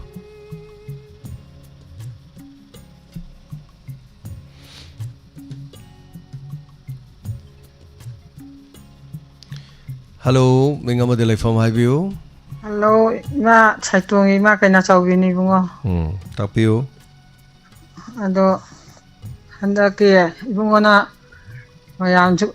maga hajara ke puno mapu khuram jari bungo busu thaga chali mana. Ado handa program anu batawri bado ado khoju karam matam do namtang sindi rao. Saitonda lagning dro. Adugi na tiada ima khoi mi tarang ma thajalo habdu ima tadar bro. Oh thajalake dum thajalaga ngai thonga chin tongna je dui wa leite de ma ko. Hoi. Ado akhoi leita bu pidai chu ina nu pi khoi ge sobyom ge komla bati aina ma su jawjaning aina ingonda hai. Adugi wa do ima hoi ga tanaro khoi sida di khanaro go do. Nga di khoi suhorani khoi donar na dum. Sudong ne ado khoi dum ta lak piu har go hoi ima hore la ge hai be ya de ba. Ko hoi dum sinbi rawai bungo na thame matung dara nate ima ai ganom da haije ge ima na wakhalam ta munna tabiu ima mi tara manga gi maming iraga thabiro ba moina tawgada ba thorom duga iraga thabiro ba ima ko adu yenga ga khoi mapung phai pha de tor lepcharak toini ada horen ai oro kan mi ani khak sereng thiraga atai pham nok lai di kamai tongni adu di ya de ba ko hoi mi tara nga de su nei khoi su tawjara kan Hoi subiro yaringai nei ma koi thorom taba mi on ton biu koi thorom ta da badi to birunu yaringai de koi thorom tabi ba haina jungoi wa thana iman haise ama su jaw ge na hai ado khoi amtang tungchala ka ne imana dum angang sing moi laila su haiba kanggu da thahalage hoi madam atai mayam donor ade de yaw ba sing message thaba hibe yam leibani aduda dum thabiro aduga ma hojik makki de khoi tha mani ding mai roi maram di kaino da hojik se yam thokre ba khoi da lakpio je list thajalak badane panam yam gre aduna khoi gi thorom da khoi di lak thok chaba yam kuire aduna lak thok chaba kuire bani na adugi matung ina nga na tawra kadoi ni masi kari gi damuk ta silino imabel singi lamdu da khoi gi laiba staff sing duga loina na adongi lamgi khungangi awat apa ko khoi swaida to ti phangde akhoi swaida high school leite khoi swaida college leite akhoi gi lambi sembi de akhoi gi thong sembi de akhoi gi cheng phangde akhoi gi sidaida awat apa leibang kai akhoi sidaida khwaidagi phaba sanaba khonaba gi mi lei maming na du koi khwaidagi chahi yamba ahaldana sumai lei khwaidagi chahi yamdabdana sumai lei haiba siguma mayam se kanaba mayam se lamdam du gi oina khoi khomjan dasalakanda koina chatpa haibalam do chaloro kan lam dugi mayam do khanghan bagi hona bane akoi mafam do isai da pangsak sa ga thaban chonga lakpo do du khakta natte aduna thorom si zumaina semaka doini aduna khaji update tongna na ba duga akoi gi angang sing chali ba sing se makoi se mi thengna ba ngamna na ba haitare wangang ba haina na ba mayam thengna na ba experience mirak ta thoklang na bagi makoi bu tambi na bane haitare madugi khongcha tu da hauji pawgi de ai laoi ai yauroi makoi khakta da thado ini haitare adon halakan da makoi gi thorom du tarakan da ina takchari ni makoi sida soire sida sima hangdre si wahang ji tarokada bani masima haigada bani haidana ko loina tanari ni haitare adu koi episode ma chalo rakan da episode tarakan da koi asoi baje tammini madu tamakan da ne mathangi dum fagatna ba haiba tare adu mai tawdana aduna imaibel sing mayam ga nakna rakan da chesel ga nakna bajuni khwaidigi lori da khoi channel sin nupa tababudi nupi tabane yam heli nupa tabirambadi yai nupa tarasu nupa call to wi chang yam nawali aduga nupa na saruk yabagi chang su yam nawali donor gi mateng pangwa chatpa da su nupa di masing yam yaute sima su leire ko adu hojik so mo ai haijege wangang ba heira ba leiba mayam do moi su yaute hello ozai uje chok hai President Lewan sa lambi ji punamaki taine pham mai du ore marai bukti rabi national highway amada chung state highway hai betare lambi kitang thingye ta bata ai nai di lambi thingna ga posei pusal ko ya de hai ga di mane yoli do hana gi pot na oideni ko ja mane thingi ngai du da phangdri ngai du porgo poti oiro moyaba o natteba phangdadan aeroplane da porpune haragadi anyway madu alu da champi su chaba tabne chaningadi adun haningi leirami posida adum akhoi gi khaiden da su ngasai do kun manga pi hai do kari gi na ga lambi thinggi ꯃꯃꯜ ꯇꯥꯡꯈꯠꯈ꯭ꯔꯦ ꯑꯗꯨꯅ ꯃꯁꯨꯒꯨꯝꯕꯁꯤ ꯍꯧꯖꯤꯛꯁꯤ ꯇꯁꯦꯡꯅꯃꯛꯀꯤ ꯑꯩꯈꯣꯏꯁꯤ ꯀꯩꯅꯣ ꯌꯥꯝꯅ ꯋꯥꯅ ꯍꯤꯡꯕ ꯍꯥꯏꯇꯥꯔꯦ ꯋꯥꯈꯜ ꯋꯥꯏ ꯑꯗꯩ ꯁꯦꯟꯊꯣꯛ ꯂꯝꯕꯤ ꯂꯩꯖꯔꯤꯕꯁꯤ ꯀꯩꯅꯣ ꯇꯧꯏ ꯑꯗꯩ ꯍꯧꯖꯤꯛꯃꯛꯇ ꯊꯥꯎꯒꯤ ꯄꯦꯅꯤꯛ ꯑꯣꯏꯕ ꯑꯣꯖꯥ ꯑꯗꯨꯝ ꯈꯪꯕꯤꯔꯝꯒꯅꯤ ꯑꯣꯖꯥ ꯏꯁꯥꯃꯛꯁꯨ ꯉꯔꯥꯡ ꯑꯗꯨꯝ ꯄꯥꯈꯠꯂꯝꯕꯅꯤ ꯑꯩꯁꯨ ꯄꯥꯈꯠꯇꯅ ꯊꯥꯎꯗꯣ ꯍꯥꯜꯂꯣꯏ ꯍꯧꯖꯤꯛꯁꯨ ꯀꯤꯌꯨ ꯑꯗꯨꯝ ꯂꯦꯞꯄꯒꯤ ꯊꯥꯒꯠꯅꯔꯤ ꯑꯗꯨꯅ ꯌꯥꯔꯒꯗꯤ ꯁꯤꯒꯨꯝꯕꯁꯤꯡꯁꯦ ꯑꯩꯈꯣꯏꯒꯤ ꯀꯔꯕꯥꯔ ꯇꯧꯔꯤꯕ ꯃꯤꯁꯤꯡꯁꯤꯅ ꯃꯁꯤ ꯌꯥꯝ ꯆꯥꯎꯅ ꯃꯤꯅꯝꯕ ꯄꯣꯠꯁꯛ ꯑꯃꯅꯤ ꯃꯁꯤ ꯇꯧꯕꯤꯒꯅꯨ ꯗꯨꯀꯥꯟ ꯐꯝꯕꯤꯔꯤꯕ ꯇꯥꯕꯤꯔꯤꯕ ꯈꯣꯠꯄꯤꯔꯤꯕ ꯂꯩꯔꯝꯒꯅꯤ ꯃꯍꯥꯛꯅ ꯑꯩꯈꯣꯏꯒꯤ ꯍꯣꯡꯅ ꯂꯧꯔꯨꯕꯒ ꯑꯩꯈꯣꯏ ꯀꯨꯟꯗ ꯌꯣꯟꯕꯗꯣ ꯑꯗꯨꯝ ꯌꯣꯟꯕꯤꯌꯨ ꯃꯟ ꯍꯦꯛ ꯇꯧꯋꯦ ꯇꯥꯕꯗ ꯀꯅꯥꯒꯤ ꯑꯦꯗꯅ ꯆꯦꯞꯄꯨ ꯇꯥꯡꯈꯠꯄꯗꯨ ꯇꯧꯕꯤꯔꯒꯅꯨ ꯃꯁꯤ ꯇꯧꯍꯩꯗꯦ ꯊꯤꯡꯅꯕ ꯗꯤꯄꯥꯔꯠꯃꯦꯟꯁꯨ ꯂꯩꯕꯗꯤ ꯑꯗꯨ ꯊꯥꯏꯅꯗꯤ ꯑꯩꯈꯣꯏꯒꯤ ꯀꯔꯤ ꯁꯥꯇ꯭ꯔꯒꯤ ꯁꯪꯁꯊꯥꯟ ꯑꯣꯔꯒꯅꯥꯏꯖꯦꯁꯟ ꯌꯥꯝ ꯑꯦꯛꯇꯤꯚ ꯑꯣꯏꯔꯝꯕꯅꯤ ꯑꯗꯨ ꯍꯧꯖꯤꯛꯇꯤ ꯑꯩꯈꯣꯏꯒꯤ ꯀꯔꯤ ꯍꯥꯏꯇꯥꯔꯦ ꯁꯤꯒꯨꯝꯕ ꯇꯧꯕꯁꯦ ꯃꯁꯤ ꯊꯤꯡꯕꯒꯤ ꯇꯉꯥꯏ ꯐꯗꯕꯗꯤ ꯂꯩꯅ ꯈꯜꯂꯤ ꯑꯗꯨꯒ ꯑꯅꯤꯁꯨꯕꯗꯅ ꯁꯥꯔ ꯑꯩꯈꯣꯏꯒꯤ ꯃꯩꯇꯩꯁꯤ ꯌꯦꯟ ꯉꯥꯅꯨ ꯂꯣꯏꯗꯅ ꯑꯣꯛ ꯂꯣꯏꯗꯅ ꯁꯟ ꯂꯣꯏꯗꯅ ꯉꯥ ꯌꯣꯛꯇꯅ ꯄꯩꯁꯥꯁꯤ ꯐꯖꯅ ꯑꯩꯈꯣꯏ ꯇꯥꯟꯖꯕ ꯑꯗꯨꯒ ꯑꯩꯈꯣꯏꯅ ꯕꯦꯡꯁꯦ ꯃꯁꯤ ꯒꯣꯔꯃꯦꯟ ꯕꯦꯡꯁꯤ ꯑꯩꯈꯣꯏꯒꯤ ꯃꯩꯇꯩ ꯑꯌꯥꯝꯕꯁꯤꯡꯁꯤ ꯑꯗꯨꯝ ꯀꯔꯤ ꯍꯥꯏꯇꯥꯔꯦ ꯃꯁꯤ ꯑꯌꯥꯝꯕ ꯂꯥꯞ ꯂꯩꯕ ꯑꯗꯨ ꯄ꯭ꯔꯥꯏꯚꯦꯠꯀꯤ ꯕꯦꯡꯁꯤ ꯌꯥꯝ ꯅꯛꯅ ꯂꯩꯕꯒꯤ ꯄ꯭ꯔꯥꯏꯚꯦꯠ ꯕꯦꯡꯒꯤ ꯆꯩꯊꯦꯡꯗꯤ ꯋꯥꯡꯖꯤꯡꯒꯤ MCT ꯑꯗꯒꯤ ꯂꯝꯖꯤꯡꯕ ꯑꯗꯒꯤ ꯁꯂꯥꯏ ꯅꯨꯡꯂꯥꯏꯁꯤꯅ ꯑꯗꯨꯝ ꯑꯩꯈꯣꯏ ꯃꯁꯤ ꯄ꯭ꯔꯃꯥꯟ ꯑꯣꯏꯈ꯭ꯔꯦ ꯑꯗꯨꯒ ꯑꯍꯨꯝ ꯁꯨꯕꯗꯅ ꯑꯩꯈꯣꯏꯒꯤ ꯂꯩꯀꯥꯏ ꯂꯩꯀꯥꯏꯗ ꯃꯔꯨꯞ ꯍꯧꯒꯠꯄꯁꯤꯡꯁꯦ ꯃꯁꯤꯗ ꯃꯔꯨꯞꯁꯤ ꯑꯩꯈꯣꯏꯒꯤ ꯅꯨꯄꯤꯅ ꯍꯧꯕꯁꯨ ꯂꯩ ꯅꯨꯄꯥꯅ ꯍꯧꯕꯁꯨ ꯂꯩ ꯑꯗꯨꯅ ꯅꯨꯄꯤꯁꯤꯡ ꯍꯧꯒꯠꯄꯁꯤꯡ ꯑꯩꯈꯣꯏꯒꯤ ꯏꯃꯨꯡꯒꯤ ꯁꯦꯟꯊꯣꯛ ꯂꯝꯕꯤꯗꯨꯒꯁꯨ ꯆꯥꯟꯅꯗꯕ ꯑꯗꯨꯒ ꯍꯧꯒꯠꯂꯤ ꯃꯔꯨꯞꯁꯨꯒꯁꯨ ꯆꯥꯟꯅꯗꯕ ꯑꯗꯨꯅ ꯁꯦꯟꯁꯤ ꯃꯥꯅ ꯃꯔꯨ ꯍꯧꯒꯠꯂꯕꯅꯤꯅ ꯀꯃꯥꯏꯅ ꯇꯧꯅꯤ ꯉꯁꯥꯏꯒꯤ ꯐꯥꯎꯈꯤꯕ ꯃꯤꯁꯤꯡꯗꯣ ꯑꯗꯨꯗꯒꯤ ꯍꯨꯟꯕꯤꯔꯒꯦ ꯍꯥꯏꯔꯒ ꯑꯃꯒ ꯄꯥꯎꯁꯤ ꯐꯥꯎꯅꯗꯕꯒꯤ ꯃꯥꯅ ꯄꯩꯁꯥ ꯂꯣꯏꯅ ꯑꯩꯈꯣꯏꯒꯤ ꯈꯣꯝꯖꯤꯜꯍꯧꯕ ꯑꯗꯨꯒ ꯂꯥꯁꯇ ꯃꯔꯨꯞꯁꯤ ꯄꯩꯁꯥꯁꯤ ꯃꯥꯅ ꯁꯔꯨꯛ ꯑꯍꯨꯝ ꯇꯧꯕꯤ ꯑꯅꯤꯃꯨꯛꯁꯤ ꯍꯨꯟꯒꯠꯄꯒꯤ ꯂꯩꯔꯛꯄ ꯑꯗꯣ ꯐꯥꯏꯅꯥꯟꯁꯤꯌꯦꯜ ꯗꯤꯁꯤꯄ꯭ꯂꯤꯟꯁꯨ ꯀꯌꯥ ꯂꯩꯇꯕꯅꯤꯅ ꯉꯁꯥꯏꯒꯤ ꯃꯌꯥꯝ ꯄꯨꯁꯜꯂꯨ ꯃꯌꯥꯝꯗꯨꯅ ꯑꯍꯥꯎꯕ ꯆꯥꯊꯣꯛꯄ ꯁꯅꯥ ꯁꯤꯖꯟꯕ ꯒꯥꯔꯤ ꯂꯩꯁꯟꯕ ꯑꯃ ꯇꯧꯕ ꯂꯥꯁꯇꯗꯤ ꯑꯩꯈꯣꯏ ꯈꯨꯜ ꯂꯣꯡꯅ ꯆꯦꯟꯈꯤꯕ ꯑꯗꯒꯤ ꯑꯁꯤꯒꯨꯝꯕꯁꯤ ꯌꯥꯝ ꯂꯩ ꯑꯗꯨꯅ ꯊꯝꯖꯅꯤꯡꯕ ꯋꯥꯐꯝꯁꯤ ꯑꯩꯈꯣꯏ ꯕꯦꯡ ꯍꯥꯏꯕꯁꯤ ꯃꯁꯤ ꯑꯩꯈꯣꯏ ꯁꯝꯅꯕꯤꯌꯨ ꯑꯗꯨꯒ ꯁꯅꯥꯒꯁꯤꯗꯤ ꯁꯦꯀꯦꯟ ꯊꯥꯔ ꯑꯩꯈꯣꯏꯒꯤ 4 ꯂꯩ LICꯒꯤ ꯑꯩꯈꯣꯏ ꯆꯦ ꯑꯩꯈꯣꯏꯒꯤ ꯃꯥꯒꯤ ꯆꯦ ꯑꯃ ꯑꯩꯈꯣꯏꯅ ꯄꯤꯀꯣ ꯁꯥꯔꯇꯤꯐꯤꯀꯦꯠ ꯑꯃ ꯃꯁꯤꯒꯤꯁꯤ ꯑꯗꯨꯝ ꯌꯨꯇꯨꯕꯇꯁꯨ ꯑꯦꯅꯤ ꯑꯗꯒꯤ ꯒꯨꯒꯜꯗꯁꯨ ꯌꯦꯡꯕꯤꯌꯨ ꯍꯥꯏꯔꯤꯕꯁꯤꯒꯤ 80%ꯁꯦ ꯌꯥꯝꯅ ꯂꯣꯋꯦꯁ ꯏꯟꯇꯔꯦꯁꯇ ꯑꯦꯅꯤ ꯕꯦꯡꯗ ꯑꯦꯛꯁꯦꯞ ꯇꯧꯋꯦꯕ ꯃꯥꯏ ꯁꯔꯦꯟꯗꯔꯒꯤ ꯀꯩꯅꯣꯝꯃ ꯑꯩꯈꯣꯏ LICꯗ ꯀꯩꯅꯣ ꯇꯧꯔꯒ ꯑꯗꯨꯅ LICꯁꯦ ꯃꯌꯥꯝꯅꯗꯤ ꯁꯤꯔꯀꯥꯟꯗ ꯑꯩꯈꯣꯏꯒꯤ ꯐꯪꯕ ꯑꯣꯏꯗꯅ ꯂꯧꯋꯤ ꯍꯤꯡꯉꯤꯉꯩꯗ ꯑꯩꯁꯨ ꯐꯪꯈ꯭ꯔꯦ ꯑꯣꯖꯥ ꯏꯇꯣꯕꯤ ꯑꯩꯈꯣꯏꯒꯤ ꯋꯥꯡꯉꯤ ꯁꯦꯀꯦꯟꯗꯔꯤꯗ ꯑꯣꯖꯥ ꯑꯣꯏꯔꯝꯕ ꯑꯪꯀꯒꯤ ꯑꯣꯖꯥ ꯑꯣꯏꯔꯝꯕ ꯑꯁꯤꯅ ꯌꯥꯎꯅ 1997ꯗ ꯌꯥꯎꯕꯅꯤ ꯑꯗꯣ ꯑꯩ ꯌꯥꯝ ꯀꯟꯅ ꯁꯥꯔꯤꯉꯩ ꯄꯩꯁా ꯋꯥꯔꯤꯉꯩꯗ ꯂꯥꯈ 1,60,000 ꯐꯪꯈꯤꯕꯀꯣ ꯊꯥ ꯑꯃꯗ ꯂꯨꯄꯥ 200 ꯌꯧꯗꯦꯕ ꯊꯥ ꯑꯍꯨꯝꯗ ꯂꯨꯄꯥ ꯑꯩꯈꯣꯏꯒꯤ 535 ꯂꯨꯄा 35 ꯍꯟꯗꯣꯔꯛꯑꯦꯕ ꯑꯗꯨꯅ ꯃꯌꯥꯝ ꯄꯨꯝꯅꯃꯛ ꯑꯩꯈꯣꯏꯒꯤ ꯋꯥꯅ ꯇꯥꯜꯂꯨꯕ ꯁꯦꯟ ꯍꯥꯏꯔꯤꯕꯁꯤ ꯑꯩꯈꯣꯏꯒꯤ ꯂꯩꯀꯥꯏꯗ ꯊꯣꯛꯄ ꯄ꯭ꯔꯣꯕ꯭ꯂꯦꯝ ꯉꯥꯛꯇꯅꯤ ꯑꯗꯨꯅ ꯁꯦꯟꯗꯣꯏ ꯑꯆꯧꯕꯁꯤ ꯑꯩꯈꯣꯏꯒꯤ ꯕꯣꯏꯂꯔꯁꯤ ꯌꯥꯝ ꯊꯨꯅ ꯆꯥꯎꯋꯤ ꯌꯥꯝ ꯊꯨꯅ ꯁꯤꯒꯤꯗꯣ ꯁꯦꯟꯗꯣꯏꯕꯨ ꯆꯥꯎꯔꯕ ꯀꯦꯄꯤꯇꯦꯜꯗ ꯑꯗꯨꯝ ꯁꯤꯔꯦ ꯑꯗꯨꯅ ꯌꯥꯔꯤꯃꯈꯩ ꯑꯩꯈꯣꯏ ꯕꯦꯡꯁꯤ ꯍꯧꯖꯤꯛ ꯌꯥꯝ ꯂꯩꯅꯔꯦꯀꯣ ꯍꯧꯖꯤꯛꯁꯦ ꯑꯗꯒꯤ ꯁꯝꯅ ꯑꯩꯈꯣꯏꯒꯤ ꯍꯧꯖꯤꯛꯇꯤ ꯔꯣꯌꯦꯜ ꯕꯦꯡ ꯑꯅ ꯁꯉꯥꯏꯌꯨꯝꯐꯝ ꯁꯤꯗꯁꯨ ꯂꯩꯔꯦ ꯋꯥꯡꯖꯤꯡ ꯕꯖꯥꯔꯁꯨ ꯂꯩꯔꯦ ꯋꯥꯡꯖꯤꯡ ꯕꯖꯥꯔꯗ SBIꯁꯨ ꯂꯩꯔꯦ ꯀꯩ ꯃꯌꯥꯝꯁꯤ ꯂꯣꯏꯅ ꯇꯧꯔꯒ ꯈꯔ ꯑꯩꯈꯣꯏꯒꯤ ꯊꯥ ꯈꯨꯗꯤꯡꯒꯤ ꯑꯃꯨꯛ ꯑꯗꯨꯃꯥꯏꯅ ꯇꯨꯡꯁꯟꯕꯁꯨꯌꯥꯕ ꯂꯩ ꯆꯍꯤ 5ꯒꯤ ꯇꯨꯡꯁꯟꯕ ꯑꯗꯨꯃꯥꯏꯅ ꯂꯩꯕꯁꯤ ꯃꯆꯥ ꯑꯗꯨꯃꯥꯏꯅ ꯇꯨꯡꯁꯟꯕꯤꯕ ꯑꯗꯨꯅ ꯋꯥꯅ ꯀꯩꯅꯣ ꯇꯧꯅ ꯇꯥꯜꯂꯨꯔꯒ ꯑꯩꯈꯣꯏ ꯀꯅꯥꯒꯨꯝꯕ ꯂꯩꯀꯥꯏꯒꯤ ꯃꯔꯨꯞ ꯍꯧꯒꯠꯂꯤꯕꯅꯤ ꯑꯗꯨ ꯇꯧꯔꯤꯕꯅꯤ ꯁꯦꯟꯗꯣꯏꯕꯨ ꯍꯦꯛ ꯌꯥꯝ ꯆꯥꯎꯅ ꯐꯪꯅꯤꯡꯉꯕ ꯁꯦꯂꯦꯞꯇꯣ ꯑꯗꯨꯝ ꯃꯥꯡꯒꯗꯕꯅꯤ ꯍꯥꯏꯕ ꯋꯥꯐꯝꯁꯦ ꯋꯥꯔꯕ ꯃꯇꯝꯁꯤꯗꯩꯗ ꯁꯤꯒꯨꯝꯕꯁꯦ ꯑꯩꯈꯣꯏꯒꯤ ꯃꯩꯇꯩ ꯁꯣꯁꯥꯏꯇꯤꯁꯤꯗ ꯄꯩꯁꯥꯒꯤ ꯗꯤꯁꯤꯄ꯭ꯂꯤꯟꯁꯤ ꯋꯥꯠꯄꯅꯤꯅ ꯑꯩꯈꯣꯏꯗꯤ ꯁꯦꯟ ꯇꯨꯡꯁꯤꯟꯕ ꯀꯩꯅꯣ ꯃꯔꯨꯞ ꯌꯥꯎꯗ꯭ꯔꯗꯤ ꯁꯦꯟ ꯇꯨꯡꯁꯤꯟꯕ ꯑꯩꯈꯣꯏ ꯉꯝꯗꯦ ꯀꯥꯏꯅ ꯍꯥꯏꯕꯁꯦ ꯃꯁꯤ ꯇꯧꯕꯤꯒꯅꯨ ꯍꯥꯏꯕꯁꯦ ꯃꯁꯤ ꯋꯥꯊꯣꯛꯁꯤ ꯃꯅꯤꯄꯨꯔꯒꯤ ꯂꯩꯔꯤꯕ ꯖꯒꯥ ꯈꯨꯗꯤꯡꯃꯛꯀꯤ ꯂꯩꯀꯥꯏꯗ ꯃꯔꯨꯞ ꯍꯧꯒꯠꯂꯝꯕ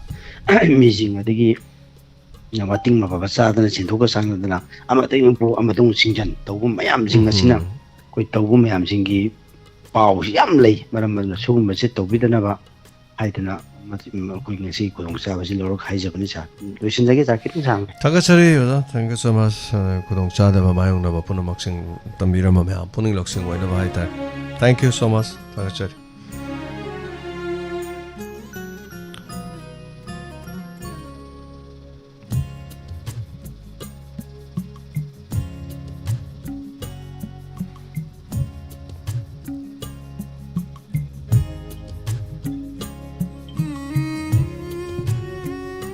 Hello. ꯑꯍꯥꯟꯕ ꯃꯛꯇꯗ ꯁꯥꯔꯕꯨ ꯑꯩ ꯈꯨꯝꯖꯔꯤ ꯁꯥꯔ ꯇꯔꯥꯃꯛꯆꯔꯤ ꯇꯥꯛꯄꯤꯌꯨ ꯃꯤꯡ ꯂꯩꯐꯝ ꯍꯥꯏꯕꯤꯌꯨ ꯁꯥꯔ ꯑꯩ ꯍꯩꯔꯣꯛꯄ ꯑꯇꯨ ꯊꯣꯛꯆꯝ ꯂꯩꯀꯥꯏꯗꯒꯤ ꯅꯣꯡꯃꯩꯊꯦꯝ ꯁꯣꯕꯥꯇꯨꯟꯗ ꯇꯥꯛꯄꯤꯌꯨ ꯑꯣꯖꯥ ꯀꯔꯤ ꯍꯥꯏꯕꯤꯅꯤꯡ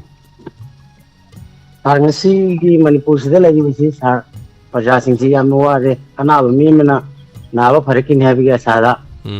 ꯂꯩꯕꯒꯨꯝ ꯃꯅꯤꯄꯨꯔꯒꯤꯁꯨ ꯋꯥꯔꯕ ꯄ꯭ꯔꯖꯥꯁꯤꯡꯁꯤ ꯁꯥꯔ ꯅꯣꯡꯃꯗꯤ ꯑꯋꯥꯕꯁꯤ ꯀꯣꯛꯂꯛꯀꯅꯤ ꯍꯥꯏꯕꯒꯤ ꯑꯁꯥꯗ ꯂꯩꯕꯅꯦ ꯁꯥꯔ ꯑꯗꯨ ꯂꯩꯕꯥꯛꯁꯤꯕꯨ ꯉꯥꯛꯄꯤꯔꯤꯕ ꯁꯦꯝꯕꯤꯕ ꯃꯄꯤ ꯃꯄꯥꯁꯤꯡꯁꯨ ꯃꯈꯣꯏꯅ ꯍꯥꯏꯔꯤꯕꯁꯤ ꯇꯥꯕꯤꯗ꯭ꯔꯦ ꯃꯈꯣꯏꯅꯁꯨ ꯁꯦꯟꯇꯔꯗ ꯍꯥꯏꯔꯤꯕꯁꯨ ꯇꯥꯕꯤꯗ꯭ꯔꯦ ꯑꯗꯨꯅ ꯀꯩꯗꯧꯉꯩ ꯑꯅꯥꯕ ꯐꯒꯗꯕꯅꯣ ꯍꯥꯏꯕ ꯑꯅꯥꯕꯁꯤꯡꯅ ꯐꯕ ꯉꯥꯏꯕꯗꯧꯅ ꯁꯥꯔ ꯁꯨꯝ ꯉꯥꯏꯃꯤꯟꯅꯗꯅ ꯂꯩꯕ ꯇꯥꯕꯅꯤ ꯁꯥꯔ ꯉꯁꯤꯅ ꯑꯍꯥꯟꯕꯁꯨ ꯐꯪꯕꯅꯤ ꯁꯥꯔ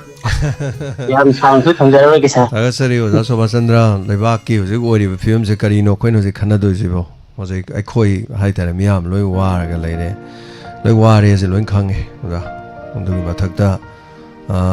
ꯇꯧꯔꯛꯇꯧ ꯃꯥꯜꯂꯒꯁꯨ ꯑꯗꯨꯝ ꯇꯧꯔꯛꯇꯦ ꯅꯠꯇ꯭ꯔꯅꯦ ꯑꯩꯈꯣꯏ ꯂꯣꯏ ꯋꯥꯔꯒ ꯂꯩꯔꯦ ꯀꯅꯥꯗꯕꯨ ꯍꯥꯏꯗꯣꯏꯅೋ ꯀꯅꯥꯗꯕꯨ ꯇꯧꯗꯣꯏꯅꯣ ꯀꯔꯤ ꯇꯧꯗꯣꯏꯅೋ ꯑꯩꯈꯣꯏ ꯀꯔꯤꯝ ꯈꯪꯗ꯭ꯔꯦ ꯆꯃꯝꯅꯔꯦ ꯍꯧꯖꯤꯛ ꯏꯔꯥꯡ ꯂꯩꯔꯦ ꯍꯥꯏꯔꯗꯤ ꯑꯩꯈꯣꯏ ꯕꯟ ꯍꯧꯖꯤꯛ ꯁꯟꯗ ꯂꯝꯕꯤ ꯊꯤꯡꯈ꯭ꯔꯦ ꯍꯥꯏ ꯀꯥꯟꯗ ꯍꯧꯖꯤꯛ ꯑꯣꯖꯥ ꯍꯧꯖꯤꯛꯅ ꯍꯥꯏꯕꯤꯔꯝꯃꯤꯗꯣ ꯄꯣꯠ ꯌꯣꯜꯂꯤꯕ ꯃꯤꯗꯨꯅ ꯃꯃꯟꯗꯣ ꯄꯣꯠ ꯃꯃꯟ ꯍꯦꯟꯒꯠꯈ꯭ꯔꯦ ꯍꯥꯏꯔꯒ ꯃꯃꯟ ꯍꯦꯟꯒꯠꯂꯦ ꯍꯌꯦꯡ ꯑꯃꯨꯛ ꯕꯟꯁꯦ ꯊꯥꯔꯦꯅ ꯈꯜꯂꯁꯦꯕ ꯑꯗꯨꯗꯁꯨ ꯑꯃꯨꯛ ꯍꯥꯏꯅꯦꯕ ꯀꯔꯤ ꯍꯥꯏꯅꯤ ꯄꯣꯠ ꯇꯥꯡꯉꯤ ꯒꯥꯔꯤ ꯆꯪꯉꯦ ꯍꯥꯏꯕꯗ ꯍꯥꯟꯅ ꯂꯧꯁꯜꯍꯧꯕꯅꯦ ꯍꯥꯏꯅꯦꯕ ꯍꯥꯟꯅ ꯂꯧꯁꯜꯍꯧꯕꯅꯦ ꯇꯥꯡꯉꯤꯉꯩꯗ ꯑꯃꯨꯛ ꯍꯥꯏꯔꯅꯦꯕ ꯄꯦꯇ꯭ꯔꯣꯜ ꯄꯝꯗ ꯀ꯭ꯌꯨ ꯍꯦꯛꯇ ꯂꯦꯞꯅꯩꯀꯣ ꯍꯦꯛꯇ ꯐꯪꯉꯔꯣꯏꯗꯧꯕ ꯊꯥꯎꯁꯤ ꯐꯪꯉꯔꯣꯏꯗꯧꯕꯗꯣ ꯉꯥꯏꯈ꯭ರೆ ꯀ꯭ꯌꯨꯁꯤꯗ ꯂꯣꯏ ꯂꯦꯞꯅꯕꯁꯤꯅ ꯀꯩꯗꯧꯒꯦꯕꯨ ꯈꯔ ꯍꯥꯜꯂꯒ ꯑꯩꯈꯣꯏ ꯊꯨꯡꯅꯕꯗꯣ ꯁꯦꯜ ꯄꯥꯏꯕꯈꯩꯅ ꯕꯥꯔꯤ ꯕꯥꯔꯤꯗ ꯂꯧꯁꯜꯂ ꯊꯝꯈ꯭ꯔꯅꯦꯕ ꯑꯗꯨꯒ ꯂꯧꯍꯧꯗꯕꯁꯤꯡꯗꯨꯅ ꯑꯋꯥꯕꯗꯨꯝ ꯑꯣꯏꯔꯅꯦꯕ ꯁꯤꯅꯤ ꯑꯩꯈꯣꯏ ꯃꯌꯥꯝ ꯑꯩꯈꯣꯏ ꯂꯝꯗꯝꯁꯤ ꯇꯧꯔꯤꯁꯤ ꯑꯗꯨꯒ ꯑꯣꯖꯥ ꯑꯗꯨꯝ ꯈꯥꯡ ꯇꯥꯕꯅꯤ ꯀꯔꯤ ꯍꯥꯏꯅꯤ ꯀꯅꯥꯗ ꯍꯥꯏꯔꯨꯅꯤ ꯂꯝꯕꯤ ꯁꯦꯝꯕꯤꯗꯦꯅ ꯀꯞꯄꯨꯗꯧꯉꯔꯥ ꯑꯋꯥꯕ ꯂꯥꯟꯁꯤ ꯂꯣꯏꯁꯤꯟꯗꯦꯅ ꯀꯞꯄꯨꯗꯧꯔꯤꯕ꯭ꯔꯥ ꯇꯥꯕꯤꯗꯧꯔꯤꯕ꯭ꯔꯥ ꯑꯗꯨꯅ ꯇꯧꯐꯝ ꯊꯣꯛꯄꯁꯤꯡꯗꯨ ꯃꯥꯅ ꯃꯥꯒꯤ ꯃꯊꯧ ꯇꯧꯔꯛꯂꯕ ꯑꯗꯨ ꯑꯣꯏꯇꯥꯔꯒꯗꯤ ꯃꯤꯌꯥꯝꯅ ꯑꯗꯨꯝ ꯄꯦꯟꯅꯅꯤ ꯃꯤꯌꯥꯝ ꯑꯗꯨꯝ ꯄꯦꯟꯕꯁꯦ ꯑꯗꯨꯝ ꯀꯥꯅꯤꯀꯣ ꯁꯨꯝ ꯇꯧꯔꯛꯇꯕꯁꯤꯡꯁꯦ ꯃꯥꯒꯤ ꯏꯂꯦꯛꯁꯟ ꯃꯇꯝ ꯌꯧꯔꯛꯀꯅꯦꯕ ꯑꯝꯇ ꯀꯥꯔꯣꯏꯕ ꯑꯗꯨꯝ ꯁꯨꯝ ꯐꯅꯌꯥꯝꯗꯤ ꯀꯥꯔꯣꯏꯗꯅꯀꯣ ꯑꯗꯨꯅ ꯇꯧꯕ ꯃꯊꯧ ꯇꯥꯏ ꯑꯊꯦꯡꯕꯗ ꯐꯔꯛꯄ ꯊꯥꯕꯜ ꯂꯩ ꯍꯣꯠꯀꯩ ꯍꯣꯠꯅꯔꯒ ꯃꯃꯩꯊꯪꯗ ꯍꯣꯠꯅꯕꯗꯨꯒꯤ ꯃꯍꯩ ꯐꯪ ꯇꯥꯔꯗꯤ ꯃꯌꯥꯝꯅ ꯑꯗꯨꯝ ꯅꯨꯡꯁꯤꯔꯛꯀꯅꯤ ꯉꯥꯛꯄꯤꯔꯛꯀꯅꯤ ꯊꯥꯕꯜ ꯂꯩ ꯍꯥꯏꯕ ꯂꯩꯁꯦ ꯑꯌꯨꯛꯀꯤ ꯃꯇꯝꯗ ꯁꯥꯠꯇꯦ ꯅꯨꯡꯊꯤꯟꯒꯤ ꯃꯇꯝꯗ ꯁꯥꯠꯇꯦ ꯑꯊꯦꯡꯕꯗ ꯁꯥꯠꯂꯤ ꯑꯗꯨꯅ ꯑꯊꯦꯡꯕꯗ ꯑꯗꯨꯝ ꯐꯔꯛꯑꯗꯤ ꯃꯣꯏꯅ ꯇꯧꯕꯗ ꯃꯥꯏ ꯄꯥꯛꯇꯕꯁꯤꯡꯗꯨ ꯀꯣꯟꯅ ꯇꯞꯅ ꯊꯦꯡꯅ ꯇꯧꯔ ꯃꯥꯏ ꯄꯥꯛꯂꯛꯂꯕꯗꯤ ꯁꯦꯝꯗꯦ ꯍꯥꯏꯔꯤꯕꯁꯤꯡꯗꯨ ꯁꯦꯝꯕꯤꯔꯛꯂꯕꯗꯤ ꯈꯨꯕꯥꯛ ꯑꯗꯨꯝ ꯈꯨꯔꯛꯀꯅꯤ ꯈꯥꯡꯕ ꯇꯥꯕꯅꯤ ꯌꯦꯡꯕ ꯇꯥꯕꯅꯤꯀꯣ ꯑꯩꯈꯣꯏ ꯂꯝꯗꯝꯁꯤꯗ ꯄꯣꯛꯂꯨꯔꯕꯅꯤ ꯀꯅꯥꯗ ꯍꯥꯏꯔꯨꯅꯤ ꯀꯅꯥꯗ ꯉꯥꯡꯂꯨꯒꯅꯤ आर्टिकल 43A नत्रको मखन मखन हुजिक थमजंदना थमिजिनेबा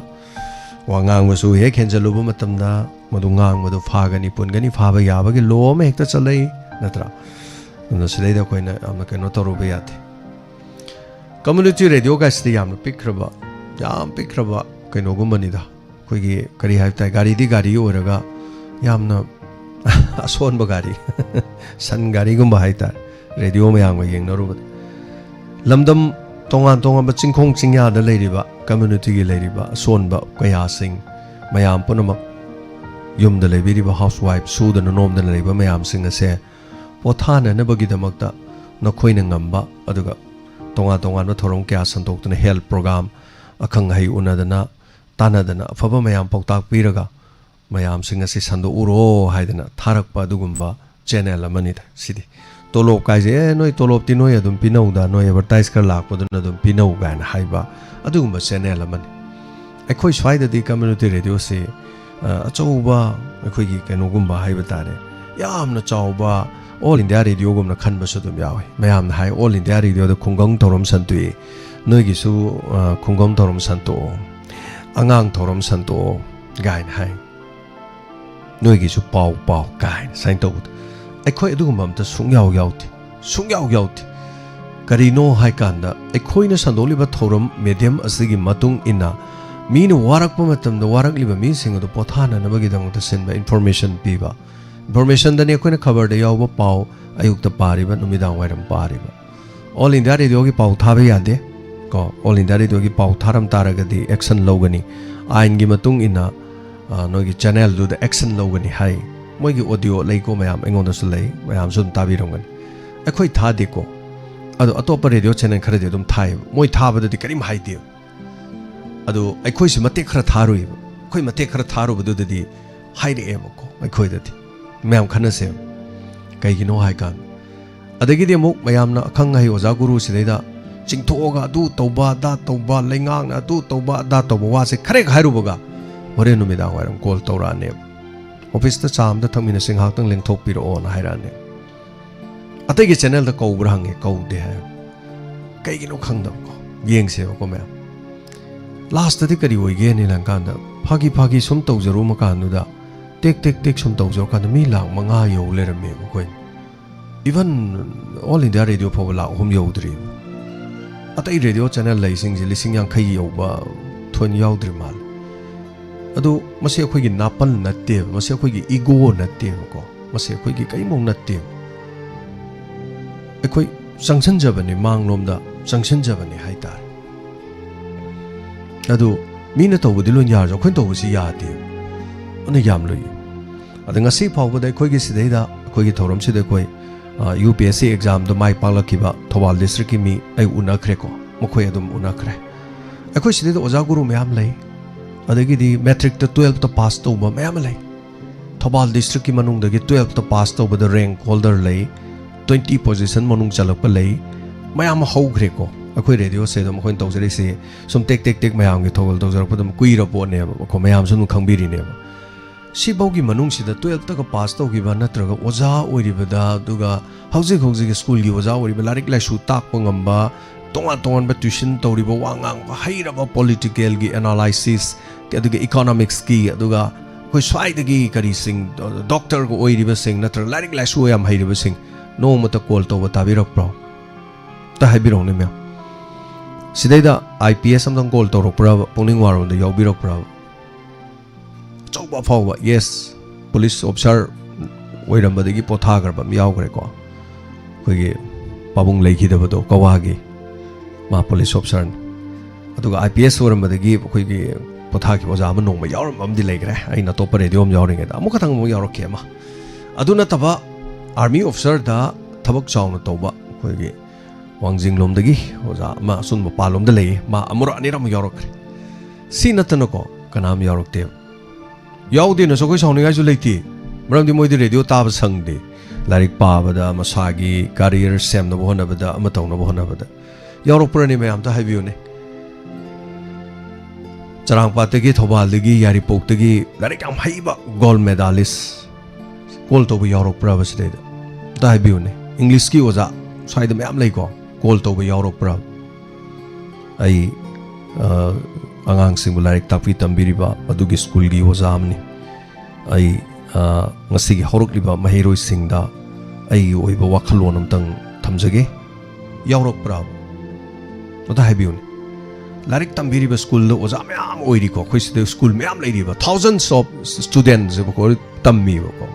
थौबाल डिस्ट्रिक्ट करमबो ओजा अमतंग पुनिंग वारो द कॉल तौबा याउरक्के मतेंग पांगबा चतपुसु याउब्रा मतेंग पांगबददि अमनि अदुम यावे मपानदा लैबा थबक तौबा ओजा यावे कॉल तौबदा ओजादा हिंदी की ओजा ओइबा थबक दे पोथारबा कॉल तौरम यावे इंग्लिश की ओजा ओइरम थबक दे पोथाब अमनि यावे अखोइ साइदि याउब्रा याउदे याउदि नांनिंग देबा मोय कैगिनो अदुम खंगो मयाम खंबिरो ngasi ओइरिबा करेंट सिनेरियो रसिदा वांगांग निंग दे मरमदि सरकार की थबक तौबा मी मन गवर्नमेंट के मायक तो वांगांग यादे सिमलेको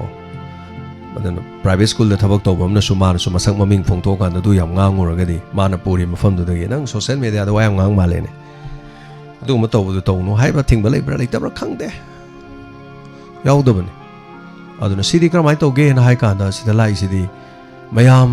konjen thoktraba mayam haitare ko konjen thoktraba mayam gi wakat phamne basidati adana aina haijarido konjen thoktraba thamoi gi kholao aina sidai aina hint kano da thari mayam pabi wahan talks English ki wahai da fajaba wahai where hearts speak out without word haise thamoina wahai yaudana wa nganglakpa haibani aduna sida khak present torokpade yaurokpa matamda haitare sida program sida tarakpa matamda mana ngangi da punamak se loini yaugrabani magi punsi wari yaugrabani aishu hingli aishu miyoibani ai sahi suk sure aishu hingli thorom mayam se loina tari haibasi tawriba nongandagi numi taw fawwa 16 to 18 hours santoiba thorom se ai tari haibani mana haisi sinaneba koina awaba gi mateng panglaiba cancer naba kaya gi mateng panglaiba kidney failure ba kaya gi mateng panglaiba khoi gi donor member laikhidaba da mateng panglaiba mayam tawreiba mayam se donor yaudra maksu mapan da leibiri ba sing sigum sing mayam sinaneba pangai se adong ang mayam haiba sing haiba tare ko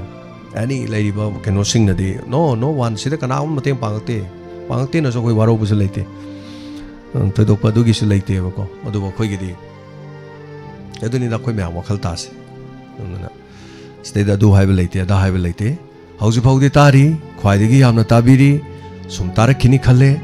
pungning warol da mayam sum jengbiro pungning warol haigera thamoi mapau haigera wakhal gi phongdokpam haigera ichel gi tinpham haigera tongan ba tongnari ba thorom mayam du gi manung da most viewed khwaidi hen yamna yengaga yengbiri this is not our ego khoi ego natte sidi aigi maithong de yengbigano aigi kuchu de yengbigano aigi phizol de yengbigano aigi wahi de yengbigano aigi dharma de yengbigano aigi thabak to aigi humanity aigi minungsi do adu khaktang de yengbiyo pamdre dana no nang pamde habiramo aigi kaisu thodok leite pame dana dum thagat piramo kaisu kai leite aduna sigi pungning wakhallon se sida dum chatminase yawning baga yawsun yawning da moi tok sono karim ta kai ba leite aduna ekhoi di iten phamne kangluk kaya gi lairaba ina khunba khaidaba adugumba mafam da haitare konjen thoktraba singi konjen thokpham watana fam leitraba mayam punamak sina ima sing sina icha ibungodu mayam adu mit yam na biramgani akhoi di nungsimna khangamde kaigino haikanane koi ima ko fangjade ba chinjina na aigi chinjina chin ani napsinaraga nungsiba wahaina na aina kouba ngamjade ba ima ai kouba ngamjade maramda ai ima leitri aduna ima mayam se lehelli ni sideda I saw many imas lei ima je huji maronam la ni o ima mayam lakpiri o ima mayam lo ima ngangja sunu kaino haija sunu kai dorobi adu yam da puk yam na biri do dai do puk thibili do adu na di imung manung da leibe ima ai pa bo nung siram noi nung siram ni thaja de aduna ima ai pa sidi leiri mayam se ko ima ga sakma na bi ima ga chahi ima na bi mayam na nung si bai chang di ima na selam charei phi set pi draba yengon da nappa ga phanek machi imlem haima ima na selam dai na si phi ji kai no phajana thambi ya dra si bo hai ne ima hai lorsan ima na bo I popiram draba sidai da ko khoni yauru kumai mayam si yawningai maram amta lei ponte adui wani da mayam pon mo khan ta minar lore do ima da sei gum si ima da ngangum si ima mayam se aduna nuksi jan tau jai call mang sai de ngai le last call jo ijege ngasi thorom si saru ga birak hello अच्छा hello sir संगा जिंदगी जलाउद्दीन तराम लोग चरी हो जा तपियो करे हवेनिंग ताजरे खाना ngasi hai ko sing do ai ngasi ji hello oh tajari ho जा sir ai संगा जिंदगी Jalauddin tajari sir ho hai ki loina ताजरे sir petrol pump gi hai bado sir खाना है सेंग पेट्रोल से हालगा हमको सु दिवा आमदा को पूरा को चल दियो अदु इखोई गुदे सतना भी हाइबम लाई साइज मा पुक थालगा मा गे सम पुना गा या तो पुना होत ने मसे इखोई की तंपाक ले बई इखोई की इचुनि नाउ सिंग सि इते यो सु पांगा मसे असु मति पियन द बसि करी दिनो ai ta phanga ho lo re hai bo khan khalle to ngasi sai wanging bazar gita petrol pump siri thau hal la adi nakan de amko bottle ama ani par amko sang kan ni ki som da line le bi to adi do di mama da makala han ꯃꯗꯨ ꯑꯩꯅ ꯆꯠꯂꯣ ꯍꯥꯏꯔꯕꯗꯤ ꯁꯣꯏꯅ ꯈꯠꯅꯔꯛꯀꯅꯦꯕ ꯁꯤꯒꯤ ꯆꯠꯅꯔꯣꯟꯁꯤꯕꯨ ꯁꯥꯔ ꯑꯩꯈꯣꯏꯒꯤ ꯇꯝꯄꯥꯛꯁꯤꯗ ꯇꯧꯔꯤꯁꯤ ꯁꯨꯈꯪ ꯈꯪꯗꯕ ꯑꯩ ꯈꯛꯇ ꯅꯨꯡꯉꯥꯏꯍꯧꯔꯒ ꯑꯩ ꯈꯛꯇꯗ ꯅꯨꯡꯉꯥꯏꯔꯒ ꯂꯣꯏꯔꯦ ꯍꯥꯏꯕ ꯋꯥꯈꯜꯁꯤ ꯁꯥꯔ ꯌꯥꯝꯅ ꯈꯜꯂꯤ ꯁꯥꯔꯒꯤ ꯍꯥꯏꯔꯤꯕ ꯋꯥꯁꯤ ꯇꯥꯈ꯭ꯔꯒꯗꯤ ꯇꯥꯗꯕꯗ ꯈꯪꯗꯦ ꯗꯥꯏꯃꯟ ꯇꯤꯚꯤꯁꯤ ꯃꯁꯤ ꯇꯥꯔꯒꯗꯤ ꯌꯥꯝ ꯍꯟꯊꯕ ꯌꯥꯔꯕꯅꯤ ꯑꯗꯨꯕꯨ ꯁꯥꯔ ꯑꯩꯈꯣꯏꯁꯤ ꯄꯩꯁꯥ ꯄꯥꯏꯕ ꯃꯌꯥꯝ ꯂꯩ ꯃꯅꯤꯄꯨꯔ ꯇꯝꯄꯥꯛꯁꯤꯗ ꯆꯥꯕ ꯍꯩꯇ꯭ꯔꯤ ꯆꯥꯕꯁꯤ ꯄꯩꯁꯥꯗꯤ ꯄꯥꯏꯔꯦ ꯆꯥꯕ ꯍꯩꯇ꯭ꯔꯤ ꯆꯥꯕ ꯍꯩꯇꯦ ꯍꯥꯏꯕꯁꯤ ꯀꯔꯤꯒꯤꯅꯣ ꯉꯁꯥꯏꯒꯤ ꯂꯩꯇ ꯂꯥꯏꯔꯕ ꯃꯌꯥꯝꯗ ꯄꯤꯖꯒꯗꯕꯗꯣ ꯄꯤꯖꯗ꯭ꯔ ꯃꯥ ꯈꯛꯇ ꯆꯥꯅꯕ ꯍꯣꯠꯅꯔꯦ ꯉꯔꯥꯡ ꯑꯩ ꯄꯂꯦꯟ ꯆꯠꯂꯤ ꯈꯨꯔꯧ ꯄꯨꯈ꯭ꯔꯤꯗ ꯈꯤꯇꯪ ꯍꯥꯏꯒꯠꯂꯒ ꯄꯦꯇ꯭ꯔꯣꯜ ꯄꯝ ꯑꯅꯧꯕ ꯑꯃ ꯍꯧꯖꯤꯛ ꯁꯥꯔꯦꯕ ꯁꯥꯔ ꯒꯦꯂꯣꯟ ꯐꯥꯎꯕ ꯄꯤꯗꯦꯕ ꯑꯩꯈꯣꯏꯒꯤ ꯇꯝꯄꯥꯛꯇ ꯃꯁꯤ ꯑꯌꯥꯝꯕ ꯊꯣꯛꯑꯦꯕ ꯃꯁꯤ ꯑꯦꯅꯤ ꯖꯒꯥꯗ ꯑꯣꯏꯔꯣ ꯁꯥꯔ ꯃꯁꯤꯒꯤ ꯆꯠꯅꯕꯤꯁꯦ ꯑꯩꯈꯣꯏꯒꯤ ꯇꯝꯄꯥꯛꯁꯤꯗꯤ ꯃꯁꯤ ꯁꯨꯛꯆꯨꯝ ꯆꯨꯝꯕ ꯉꯝꯒꯅꯤ ꯍꯥꯏꯕꯁꯤ ꯑꯩꯗꯤ ꯊꯥꯖꯔꯛꯀꯦ ꯁꯥꯔ ꯑꯩꯁꯨ ꯆꯠꯄꯗ ꯑꯃꯅꯦꯕ ꯁꯥꯔ ꯑꯗꯨꯕꯨ ꯑꯩꯈꯣꯏꯁꯤ ꯁꯥꯔꯅ ꯍꯥꯏꯔꯤꯕ ꯋꯥꯔꯤꯁꯤꯡꯗꯣ ꯍꯟꯊꯔ ꯂꯩꯇ ꯂꯥꯏꯔꯕ ꯀꯌꯥ ꯂꯝꯕꯤꯗ ꯆꯠꯂꯤ ꯁꯤꯒꯤꯁꯤꯗ ꯀꯅꯥꯅꯕꯨ ꯁꯥꯔ ꯆꯥ ꯒ꯭ꯂꯥꯁ ꯑꯃ ꯊꯛꯁꯤ ꯍꯥꯏꯕꯅꯣꯅꯦ ꯍꯥꯏꯗꯤ ꯀꯅꯥ ꯀꯧꯁꯤꯜꯂꯒ ꯅꯪ ꯆꯥꯅꯤꯡꯒꯤ ꯆꯥ ꯒ꯭ꯂꯥꯁ ꯑꯃ ꯊꯛꯁꯤ ꯑꯗꯒꯤ ꯁꯦꯟꯇꯔ ꯑꯃꯇꯪ ꯁꯤꯟꯕꯤꯅꯕ ꯍꯥꯏꯕꯁꯤ ꯄꯩꯁꯥ ꯄꯥꯏꯕ ꯃꯌꯥꯝ ꯂꯩꯕ ꯑꯩꯗꯤ ꯎꯗ꯭ꯔꯤꯕ ꯁꯥꯔ ꯑꯩ ꯎꯗ꯭ꯔꯤ ꯍꯧꯖꯤꯛꯐꯥꯎ ꯃꯁꯤ ꯑꯩꯈꯣꯏꯁꯤꯗ ꯑꯩꯈꯣꯏꯁꯤ ꯑꯄꯤꯛꯄ ꯖꯥꯠ ꯑꯣꯏꯔ ꯃꯥꯟꯅꯦꯕ ꯁꯥꯔ ꯑꯩꯈꯣꯏꯁꯤ ꯌꯥꯝꯅ ꯍꯟꯊꯕ ꯖꯥꯠ ꯑꯣꯏꯔ ꯃꯥꯟꯅꯦ ꯄꯩꯁꯥꯗꯤ ꯄꯥꯏꯕ ꯑꯗꯨꯝ ꯍꯟꯊꯕ ꯖꯥꯠ ꯈꯔ ꯆꯥꯎꯊꯣꯛꯄ ꯖꯥꯠ ꯅꯠꯇ ꯃꯥꯟꯅꯦ Thank you Thagachari Oza Salaudin Thengnari thokli makhan makhan kayani oza yawan batai yaw batai on batai tharo tharo on khang batai mayamna chatnari basiga manana dum chatrasu dum yai niyom amada dum chatpa yai makhoi tawre haiduna khoi tawbagi mathau leite aduga aigi wadi migi nungaitana base yam ngangbidaba aduga akhoi yari makhai diko migi thamoi nanaba thabak se dum tawbidaba haiba tai aduga haina babudi adum leiko thabak ama tawbada yengshinba mai pakwa mai thiba haibase adum loi thengnan everything akhoi yam thengni kana gumana ga dum yam haibi akhoi na mateng pangdana tawdana tawbase mayam tawbu ngamnadaba ado tawi kholen ai adonda kaim khanba leite ai yoina de kaim leite ado aina sunga saijabado mateng di pang su yai photo di capture su yai gai na tawbu mi su dum leibane bo jikan de pangai da haibasu leibane akhoi di yam negative kan yam leite da marakta dum sometimes dum yarok pusu dum yawi aduga akhoi na tawrise masidi akhoi gi this is not our ego na te masidi ko aseng ba akhoi na hona jabado hona jabagi hona man phang bane na haijege aduga mahi marong tha taradi thariba mahi marong thariba mapuna mahi marong cha tam ni ko phau tharagadi phau thari mi do phau soi cha ne ba adumna miwa tharagadi miwa dum cha ne ba sima ko bi no ba mingon nung tharaba nung adum cha ne ba ai si hai dum yam ko bi no adom nungsiba thabio nungsiba pan bane adom mi nungsi thabio mi nungsi dum phang bane adom mi gi mateng pang bio adom su mateng adum phang bane sing bane thajabi do to bi no adom na ko ngamabne na adom na ngamaga mi ngon da thin nganga adom na thikta tawbudo adu tawroi dam ne ba maramdi adom na tawri do adom na dum phang ne ba hari du di pai puna kali de khudai kang de tit for tet kai du di adu kawroi dam ne simayam khoi khangna sakadam ne adana mahi marong cha ge ai ta di mahi marong thabi thaba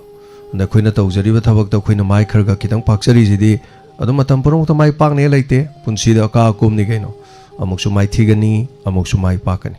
ai ni ngasi chatliba lengiba oliba mayam sing ase angang ngori ngai kayara khana turai ai kayara khana hogali kayara na tusalli kayara na turai adu ka anu dai chatpa ngamai natro aduna mioi bai base khudong cha da basu thenani up and down ni adum up oigani haiba wasu leite adom na mai palak pa matam da dom de yangsin ba kaya lakani adom na afaba thabak kaya tobom tam da sumina adum thina ngang narak pa dum yaugani punamak sing adu loina mayok na ba yaba tabani ko adum hiram khudimok tumi na hairak ko khudimok ta khungani haiba gi wakhalon su leite aduga afaba du di adum afaba na adum haitare adum utkadabani adum takadabani aduga yengnabadi haibatai masana ko thaba ma tawba matam da khoi bu nungsiba chama leirakani aibu nungsidaba manga su dum tholakani akoina ima ibel se nungsibi dana ibongo toy asi yengninge dre da haiba su dum yauni adum yam su dum khangi doni ko dum mid nabas dum yarong ganeba ado ima sing na ingon da ima ko da ima sing na ingon da bor pi matam da kari gi ning don pom pi doi no mi gi lekai gi phoksu kon tar ai khoba kurun hu ya bro tabak sura di tuk mi na sura di mi dum suja badu na kurun hu dong ne ko ku ya de ado na tabak khodi mok sing ase puna ma dum thok ne ba ko yam thu e ma mai wana te ko na ga mateng pang da as tawreda napal si tawreda na khan ba su dum yarum doi ne aduna and ai gi wa di khaning ba khan sano toning ba tau sano haning ba hai sano aduna fa ba oina ba dum sat minas loi tension jage puna ma ko si wa si da to ase aduna nga sai di aina sum nungai gi da ba se tai na te da ima ibel sing se kaim khangja da bane ba first of all ima ibel kai khangdoi no se da ima ibel sing se na rajniti ge du wa do hoje hai on hai hala de no hoje ima sathi bi ma yam lai hoje wa ngang bai machin men ya da ina khara men bai wa ni as pani faroi khang da ne ta hai ba kanggu um se lai ri na wai ko lan tawring ge madu gi tawring ge de ma gi kai no do biren na do kai ne to to ha ne ge sem biren ge pal la ge chai ge to e yade ma du yade ko adu pan be yade ko hai de na bu to ini hai tare ko aduna adu mu hai be yade aduna ai na ja badu ni pono mak to sung sai de gi aina tamjari se ai ba mayam thopiro thong laung na hangjari tholak te ba kanam tholak te teng pang ma chok se su tholak te gari lei badu su gari pu thopiro tholak te andagi wanga mu su tholak te ahi ba su tholak te natra dei wanit yam nungai jare call to birak pa ngasi mioi taraga mari tara manga call to birak pa ana na thaga chari masini pungning gi warol singa sigi su de khana re ain khanbada maibel sing tabiri ba mayam su wakhal tabiramani duna punamok sing akoi pungning singsen minasi wakhal taminasi masina kana ba su ikai ba pi ba gi wa sung lei lete khangdaba dudi takpa haibase khoi gi thongni aikhoi su mina taklak pa yam yawi ai ge soiba dudi ai adum loksin jagani adum takpiro adum loksin jagani mioi ba haibase loina ma khang ba hiba kana su leiba nati hapsan ba sungloi loidaba ahang ba phulle haibase leitaba je khoi mioi be kokni aduna hapchal lingai adum challi adum suggestion tobiro adum haibiro aduga puning warol ni haiduna su tabada nungai ro do wafam dudi ado haibi be mauta inbox ta waina ta firak pa sudum yam nungai jagani adu ngasi gi birthday da happy birthday goroba khoman son of el santa singh loina el ongbi damenti hairok part 2 ulai mang ta pili thank you so much goroba diamond donors ki su member hai tare member so ibadana tana many happy returns of the day ngai ra ma pon mina lakpada afaba yai faba oirasunu punchi nung sangba oirasunu siguma ma pon mit masing langamdana lakpo oirasunu happy birthday goroba khoman me apon mona yai faba su bibiu thaga chari ko yamna lai ko lo chadre thorom losin jabagi tanja da logjege aduga afaba yai faba punamo oiminarasi ngasigi damaktadi matang asida oning warol thorom loisin jabagi ayabada logjari loina ngasigi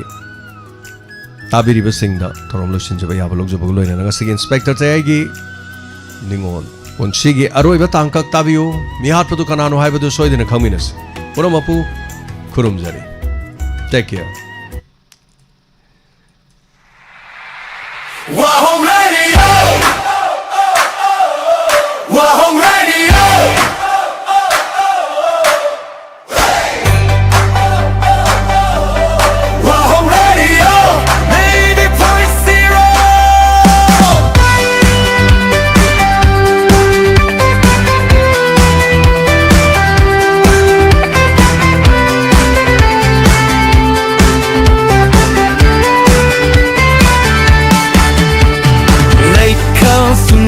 Shatlare kang lup kaya pun lare etin pamore punnamaki awanungai pota pamni leita laira kaida ma tawai singi lei kolni WAHONG Radio WAHONG Radio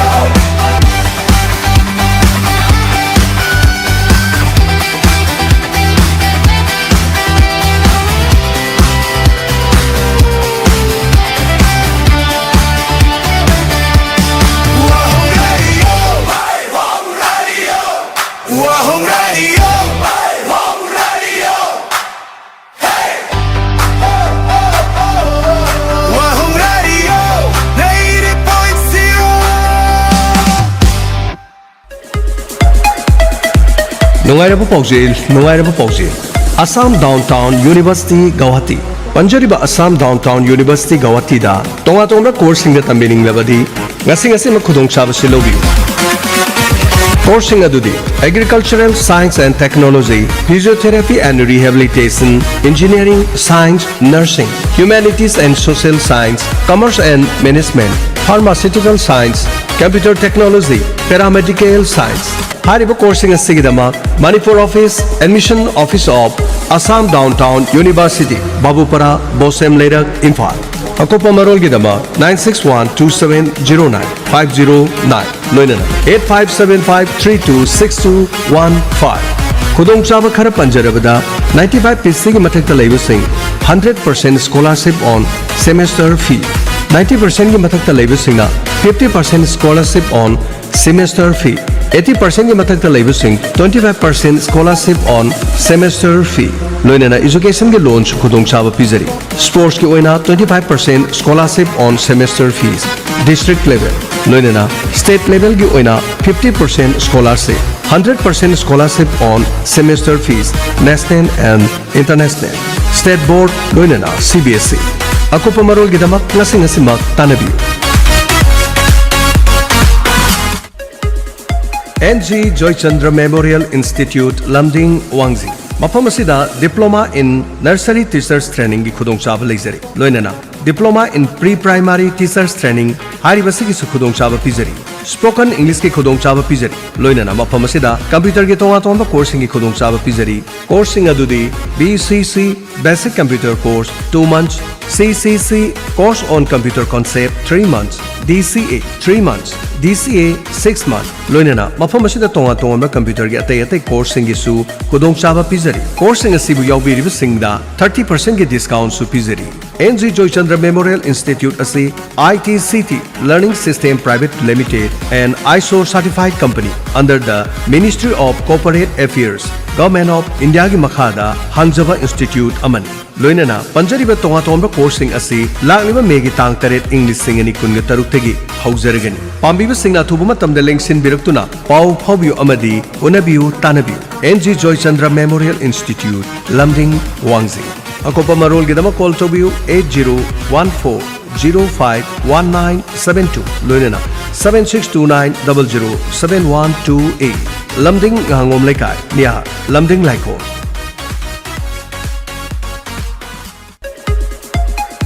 Nungairaba Paujil New Era Higher Secondary School Thawal Okram Wangmatabagi Chaliba Sahi English Singani Kuntaru Kuntareti Session gi Class 11 Science ki admission form thaba Hauser Hauki Bachahi English Singani Tara Mapandagi Hauduna Kosena Nova Class 12 ki exam singda Position holder kaya Leptana Putuktuna Lapugum English Singani Kungo Humdo Kungomari Session Dashu Position holder Tara Taru Inspire Award Chamaga Ama Letter mark students Listing Aniga Chamapan Kungamanga Subject topper Ama Fangduna 100% first division the past Tauduna Manipur Pumbagi Thangna Ahan Bamba